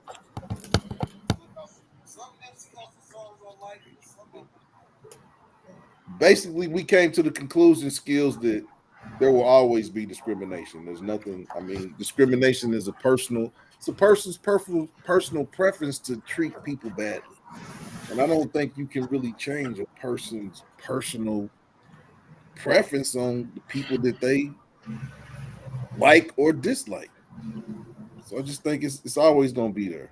I just be around people that don't discriminate. I think it comes down to money. And if you find a group of, or a class of people that don't discriminate on you, that what you have or what you don't have, consider yourself lucky. Because everybody is judging everybody these days. Everybody, everybody, right? And that's where and we said that earlier, skills. I mean, because black people discriminate against black people. You got white people that discriminate against white people. You got Indians. I mean, India. They got a caste system, so they most definitely discriminate against other Indians. I mean, But you know what, those skills, we're only talking about the standpoint of us. black people, yeah. I kind of I'm no shade to anyone else, but I don't care about nobody else. I care about my people first. I mean that I don't think that makes me a bad person. It's just a you go through what you go through over there. I don't care. I mean, I'm being real. So whenever I'm on this show, I talk to the standpoint of us because I don't know what other races go through. Yeah, I I can't don't speak on live. what nobody else I do. can't wear their shoes, so I don't know what they deal with. I only do what I deal with. So that's how I keep it. But it ain't going nowhere. It's like apple pie, man. Apple pie ain't going nowhere, and racism ain't going nowhere. No, Discrimination ain't going it's nowhere. big Hey, business. you know what? You know what, Gardner? I used to, like, I grew up in Sacramento. And in the ninth grade, my mama up and moved us to the mountains Wow. where I was the only black in the whole damn high school. It was a few light skins, but I'm talking about real Sacramento nigga from the hood. All of a sudden living in the mountains. And when my mom told me we moved to the mountains, I started thinking Andy Griffin, overalls with a fishing pole over my shoulder. Like I really thought like this is where we going to Mayberry for real. And it was close. And I promise you, like I did not know racism until I finally was in a unfavorable environment, and then I got to experience it. Like I used to get drive by nigger, like I think everybody didn't got that, man. Everybody didn't got that one, man. like they Nigga. nigger. They used to tell me like they used to tell me the only good niggas are dead nigga. I heard that. And then here's another thing. This, like when I was talking about this shit is personal. Now I realize y'all just hit us, y'all just sparked a few. But listen, The first day we moved into this town of Portola, the first morning we opened up the window and there was a picture taped to the outside of the window that said "Original Boys in the Hood," and it was a Ku Klux Klan doing his salute out taped outside the window. When we opened that curtain, me and my mom's boyfriend, because we went first, because they get in two apartments. He getting his, my mom getting hers, but I'm going with him first before mom's come. So soon the first morning we open that thing, boot, and see that. And we look at each other like, where the hell does my mama got us moving to? Like for real. Culture shock. And I mean, that's how it was for me when I mean, I was in the I was in the third grade, and we went from living in a predominantly black neighborhood to moving to an all white neighborhood. And like you said, you got some of that, but then there was some good people too. So Yeah, I mean, there was some you got to take the good with the bad. there's people that I met there that I'm still friends with now. Right? Exactly. I still got friends that I grew up. I mean, I'm a people person, man. I You know don't what it hate. did though to people like in the city where I'm back in Sacramento, hometown, of course, but people that tell me racism, racism, I look at them like, boy, you just don't even know like real race. Like you, boy, he just was tripping on you a little bit.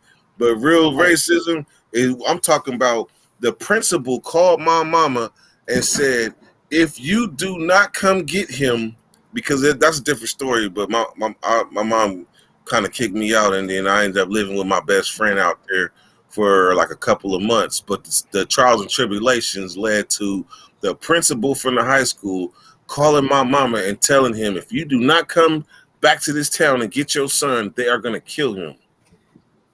What the? Hey, look, my mama came and got me. I'm like, Mama, why you here? I'm about to play All Stars next week for baseball. Like, why are you here? And she told me what they had. What she told me what they said. What they told her, and it was like I can't even argue that. Like they didn't send death threats. Like they and I'm only 15. So what the The fuck? other team was trying to stop you from Process? playing that next week. The other team was trying to stop you from playing. Man, look, I played against another team. This racism. The pitcher beamed me the first time it could have been because I hit a home run off of him the first time, but the next time I came up to bat, that motherfucker must have hit me so hard with that ball. And every time I got up, I was basically playing dodgeball. Yeah, he was flinching. No, it seemed like everything he threw was coming at me like he didn't care. You smacked that homer off of him, man. He was like, "Yeah, I'm gonna get Man, I'm gonna look, get my get back." man, look. I had a girl that was in the hallway. She was in this hallway painting this picture, and she acted like she liked me, right? And I was flirting with her, and I promise you, I ain't say too much of nothing out of pocket, and this bitch slapped me. What the? I pushed her off like, bitch, what your problem is? Pushed her off, right? Oh, she fell down and went to the principal's office. I'm telling you, I was in my woodshop class, and this is racism for real. I got two more to follow this, so jump in. So I'm in my woodshop class. I see this bitch and her mama walking up to principal's office. They call me up in this motherfucker. They tell me this bitch about to press sexual harassment charges on you. This bitch got an apple-sized bruise on her titty. They really about to try to pull this shit on me. They checked the cameras and they see what happened, and they was like, yeah, we gonna they tried, they shot they shot. Like, how y'all, man? Where does bruise come from? He didn't even hit you that hard. What I mean, Then another time, I know this is only the 10th grade, and this ain't even the whole 10th grade, because I was in Sacramento. And then my mom moved me back to the mountains. So this is like the last 6 months. I point the gun at the guy. I did. I point the gun and told him make my day. And I'm thinking something about yeah, like he gave him. You gave him the Charles Bronson. No, the I dirty did. Harry. I did. Oh, I shouldn't have did it. I probably was drinking Budweiser with my white friends, but I damn. shouldn't have did it. He gave him the Clint. I point the gun at Bo Kimbo and tell him make my day. He put his hands up and all that. So the next day I'm in class. woodshop class again. Came And and because got I could see the people walk up, I see the police walking up to the principal's office. They called me to the principal's office. They say, "Oh yeah, the police want to talk to you." They say, "So we hear you pointing the gun at Bo Kimball." I said, "Look, man, it was a cap gun. I took a gray cap, the brown cap gun and mixed it with the black one, and I got an all black 38. That's what I did, and I threw it in the levee. The motherfuckers, police put me in the car and drove me to the levee. I said I threw that motherfucker in, and had me down there in the water, acting like I'm looking around. Really, I had a real 38 that I stole from a pawn shop yeah, up I there. know. But I'm looking in the water and shit. The I'm police. mad that they had you looking. Yeah, Like, it's right. they were sitting up on the hill talking about, you see it yet? No, I don't see nothing. No, motherfucker. It's in the bottom of the levee. No, bottom line, they didn't get no gun. So remember, that's two trips. Now the third time I'm in the pawn shop, I'm in the wood shop, and my best friends, because remember, my mom didn't left me, so now I'm living with my best friend, my best white friend, and his sister got this girlfriend that comes over, and she told me, I could beat you up. I'm like, you're not about to beat me up. Like, why do you think you can beat me up? She was like, Curtis, I can take you. I'm like, you can take me. I curse, I can take you. No, she called me by my name. Curtis, I can take you. Okay. She told me she gonna beat my ass in front of everybody. And I can't go for that. So I said, well, let's get down there. So we get in the middle of the living room floor and we get tussling. This is a cornbread white girl. Like, she kind of husky. She pins me and gets me in a camel clutch. Like, she had me in a fish hook with both of her fingers hooked in both sides of my lip, pulling me back. I was like, all right. Like, all right. Like, tapping out. Like, so I'm mad now. This I'm you got mad. upset. I like you. I'm mad. So we like, well, fuck it, let's go again. Because I ain't going out like that. You're not about to beat me twice. That bitch pinned me in about 10 seconds and had me doing the same exact thing. All right. So now I'm ready to fight for real. I'm like, fuck the wrestling. Let's fight for real. Fuck this shit. Man, that bitch got me a third time. Like, I couldn't understand. I couldn't. Look, man. Homie to homie. Homie to homie. Like, I didn't know what type of shit she was using. I just know no matter what I did, I could not beat this white girl. So I didn't know. So I figured now it's on for life. So I'm talking shit. I'm telling my homie's sister like she don't fuck with you. I'm doing that dirty Mac shit. This white bitch come and call me out of class. Like, yeah, talk that shit now. You said she don't like me. She here right now. I'm like, man, go on with that shit. She's like, no, talk that shit now, because I beat your ass. You know I will, because she done already beat me before. So now she done brought this shit to school. Like, we was just horse playing. But now she done brought this shit to school in front of the whole ass class. Told me and they all white. She told me she gonna beat my ass like she beat my ass before, right? So we walking down the hallway because they done kicked us out. And I promise you, this shit was like a fucking movie. She said, you ain't nothing but a little nigger. And I ran down the hallway, locked up with her. I threw punches. Bing, bing, bing. All of a sudden, somehow in the midst of this, I'm like blacked out. Somehow in the midst of this, the fucking fire alarm goes off. I remember saying, get this bitch off me because she biting me. And when it was all said and done, I looked at my wrist one time. Look at this. You can't even see, or can you? Damn, you still got the bite mark where she bit you? See that knuckle? How that scar on that knuckle? Hell yeah. When I said get this bitch off me, when I've looked at my knuckle, I promise you, I only looked at my knuckle one time because that was all I needed to see. It was white meat. This bitch bit the dog shit out of me. She bit me to make sure that I remember her for the rest of my life. Oh man. Hey man. Dirty man, you wild as hell for this. I want to know, first of all, how did it get dark so fast? It was just daylight. I know, huh? Sally, man, when the sun goes, man, the sun just dropped. Gone. Hey, look, man, I'm just glad I could entertain y'all for this long. Oh man. Hey man, come on. Hey, because you was about to end it, and I was like, nah, I got something for his ass. I got something for his ass. Man, here this dude go, man.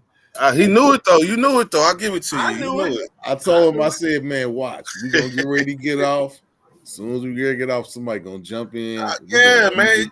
We gonna Look, keep anybody it can going. jump in, but it got to be somebody that's gonna breathe some life into some shit. Yeah, man. Come Anybody on, can man. jump on. Look, man, you asked me why I don't go live on my shit, man. I done went live on my shit, and motherfuckers just come in. What's up? What's going on? No, man, What's going on? if I got you on. I got you on now. I'm gonna come in there and talk, man. Nah, man. Yes, I'm gonna be telling, man. Look, like the new people that's coming. This is what I did. I didn't change my name, my channel name. I went through a whole overall today. My name is Clydell on the 60 Days In show. Yeah, I saw that. So therefore, all my platforms except for my Facebook is Clydell. Something to do with Clydell, because do you know a Clydell? Do you know a Clydell? So the first thing you Google when you say Clydell is about to go straight to anything Clydell related to 60 Days In. That's my goal. I changed all my social media platform, my TikTok, my Instagram, my YouTube. Clydell. So you should be blowing up now. It's about to start. And with the After this, hey man, I'm telling you, man. The first video is gonna be me and Drina talking about this name Clydell, like where it came from. Hey man, we gonna talk about episode 3 of 60 Days In on Tuesday. I gotta catch up. Catch up. So it's airing this Thursday. So you said Tuesday? Yeah. I be in Tuesday we gonna talk about Thursday night show. You gotta advertise it. How you said you make a thumbnail? Yeah. Make a thumbnail advertising this guy from 60 Days In that you're gonna interview and have to your channel. Bing, bing, bing. Drive that shit. Matter of fact, I'm about to pull it up now. I'm about to pull up episode 1. It's called A Look Inside Pitt County, I think, season 0099. Or it's like season 8, episode 99. Things that make you laugh represent the past. No. That don't even make sense. That don't even make sense, Skills. I laugh at things in the future that ain't even happening. Yeah. I laugh in the present. Things that make you laugh represent the past. But it's a lot of stuff in my past that make me laugh. That's true too. But I think he was maybe he was talking about the story you was telling about the white girl. I think that's when he typed it. Okay.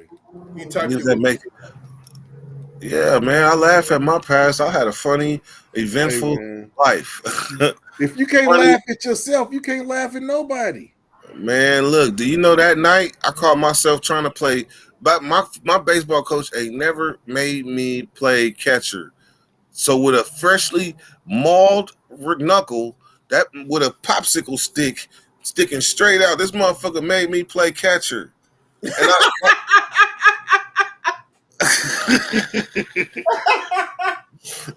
Hey, Gardner, you already know how this goes. The pitcher must have threw a motherfucking curveball. The ball landed right here. Man, the ball hit me smack dab in my shit. And I was crying. It was a girl that was stalking me. She was in the stands. I didn't even know. She started crying too. That girl that kept pinning you. That girl that kept pinning you liked you, Dirty Weather. That girl that kept pinning you on the ground, she liked you. You know what? I tried. I shot my shot later. Like shit, you kind of turned me on the way you beat me up a little bit. I shot my shot.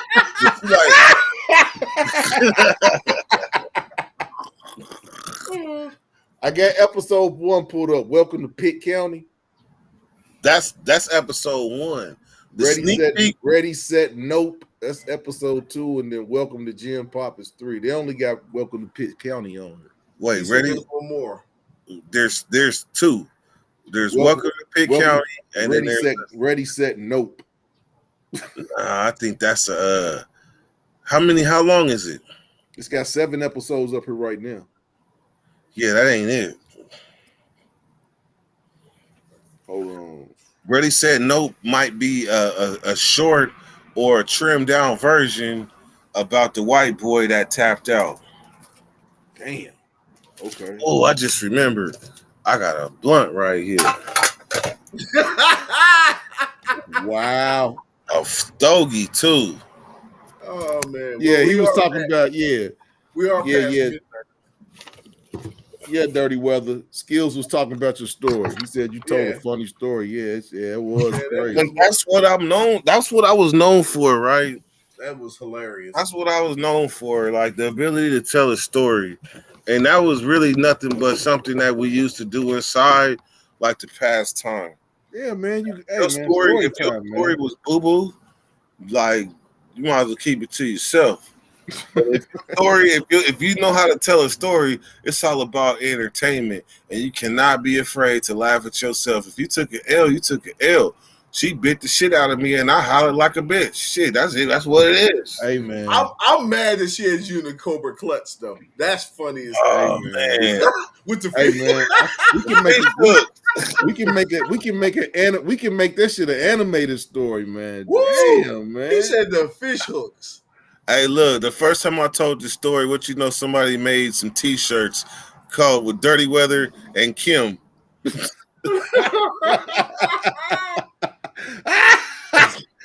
Oh, come on. Oh man, what the Hey, but hell, man? you can go on my channel and you can hear that story again. If y'all watching it, just put in Dirty Weather and put in the Kim. Wow. Her Dirty name, Weather, man. You her name, always come through with some stories, her man. name was Kim Shaver. That girl right there. Every time I look at my knuckle, like as you get older, oh, you can see it now. See that? See that knuckle? See that scar right there? Like Woo! that shit was peeled back. Man, I'm glad she ain't had rabies. And Man, I bet you they didn't do nothing to her for biting the hell out your hand. hell no, that was a head of fate. Yeah. And listen, I'm fighting from the standpoint. I'm fighting from an underdog standpoint. Shit. Hey man, damn man. This motherfucking chick must have been a bruiser, man. Like, you must have been little then, man. I was a little guy, definitely. Oh, I'm, okay, yeah, I'm in man. 10th grade. I'm about 140 pounds, 145, 50. The big country girl jumped on you, man. Country, Ooh. country. She was hefty. She has you by Jumped at on least you. 85 pounds. Jumped on you, man, with them white summertime cowgirl boots. Hey, but I beat the shit out of her ass in that hallway though. Don't we ain't gonna get away from that. But Empire did strike back. Oh man. Oh, hey man, you a wild dude, man. You a wild dude. Hey man, you gonna let me go get a lighter? I ain't done. I'm trying to drive into your channel. Let's go. When I'm feeling it, let me get a lighter. Uh-oh. Oh man. What time is it, man? It's 12, man. You know I gotta work in the morning. Hold on. It's called I didn't have to go far. Shit, I got work in the morning too, but shit, I'll be up for it, man. I'll stay on for it. Yeah, man. Hey, look, sometimes you ask why I don't go on my channel. Because everybody knows me there. Everybody knows me on my channel. But guess what? What's that? I'm about to go live now. Yeah, man. I ain't gonna hold you, man. This has been an entertaining power hour. Nah, I'm about to jump on. I'm about to jump on there with you, man. Oh well, shit, it's all good. Well, let me do my thizel. Yeah, well, I'll be over in a minute. I'm about to end this show, and we're gonna come. Yeah, we're gonna come over. We're gonna come over on your live, man, for a few minutes. It's all good. All right, I'll let you go. I'll holler in a few minutes. Peace, brother. Yeah, man. Everybody out there, that was the homie Dirty Weather. He drops in from time to time. That's the homeboy from Cali. You know, we don't discriminate against nobody. That's the homie. He went through some things. He came out on the other side a better person, and that's all that matters. And he's always welcome to come over with us. I've been knowing Dirty Weather probably about 8 months. I met him through Black Money and Drina. And yeah, man, stand up dude, always cool, never had no bad words, always words of encouragement. I think I had about 40 or 50 subscribers, and me and him, we talked for about 2 hours, and he was just telling me about my page, and he was like, "Nah, man, you good." He's like, "You cool, man." He was like, "You dress nice, and you dress nice, man, and you ain't talking about no sucker shit, man. Just keep on. So Yo, could you drop his channel? yeah, Dirty Weather 619. Hold on. I'm about to drop. I'm about to pull him up. Because he's about Yeah. to go live in a He- few, right? yeah, he's about to go live. Hold on, I'm gonna drop his link. Yeah, man. That's the homie. And I was kicking it. I've been kicking it with I've been kicking it with Black Money for about a year. I haven't seen Black Money in a while. He was on a couple days ago. No, I'm talking about on our Been live. kicking. I met Black. I was kicking it with Black Money. Then I met Miss Drina, and Drina's real cool. Drina was man. We were supposed to do a little man. It was I was trying to get Drina to come on here to do a show with us, but it didn't come to fruition. But yeah, so I met Drina. Drina was cool. She was like, "Oh, you a cool little dude. I'm gonna introduce you to my her boyfriend." And then Dirty Weather, man. Like I said, we've been cool since day one, man. When I didn't have no subscribers, Dirty Weather was like, "Nah, man, keep doing it. Keep, man, you gonna be all right." So when I met Dirty Weather, I was at like 50, and now I'm at 324. So yeah. And now that he told me how long it took him to get, I mean, I think growth. I'm on man, yeah, man. I'm on fast track. I'm trying to get on the fast track to growth. I'm trying to grow. Tonight was the best show we've ever had. And that's thanks to, your weekend gardener. He's been doing a whole lot of networking, hitting people up, going on people's lives. Whatever the case, we hit the algorithm tonight. So yeah, it was a good show. We appreciate everybody that came through and offered their introspective into discrimination and how it has affected them. We had a couple people come through and tell some of the stories of discrimination that they went through. We had Dirty Weather come on the show and give his commentary about his show. Go check him out, Dirty Weather 916. He is currently on 60 Days In.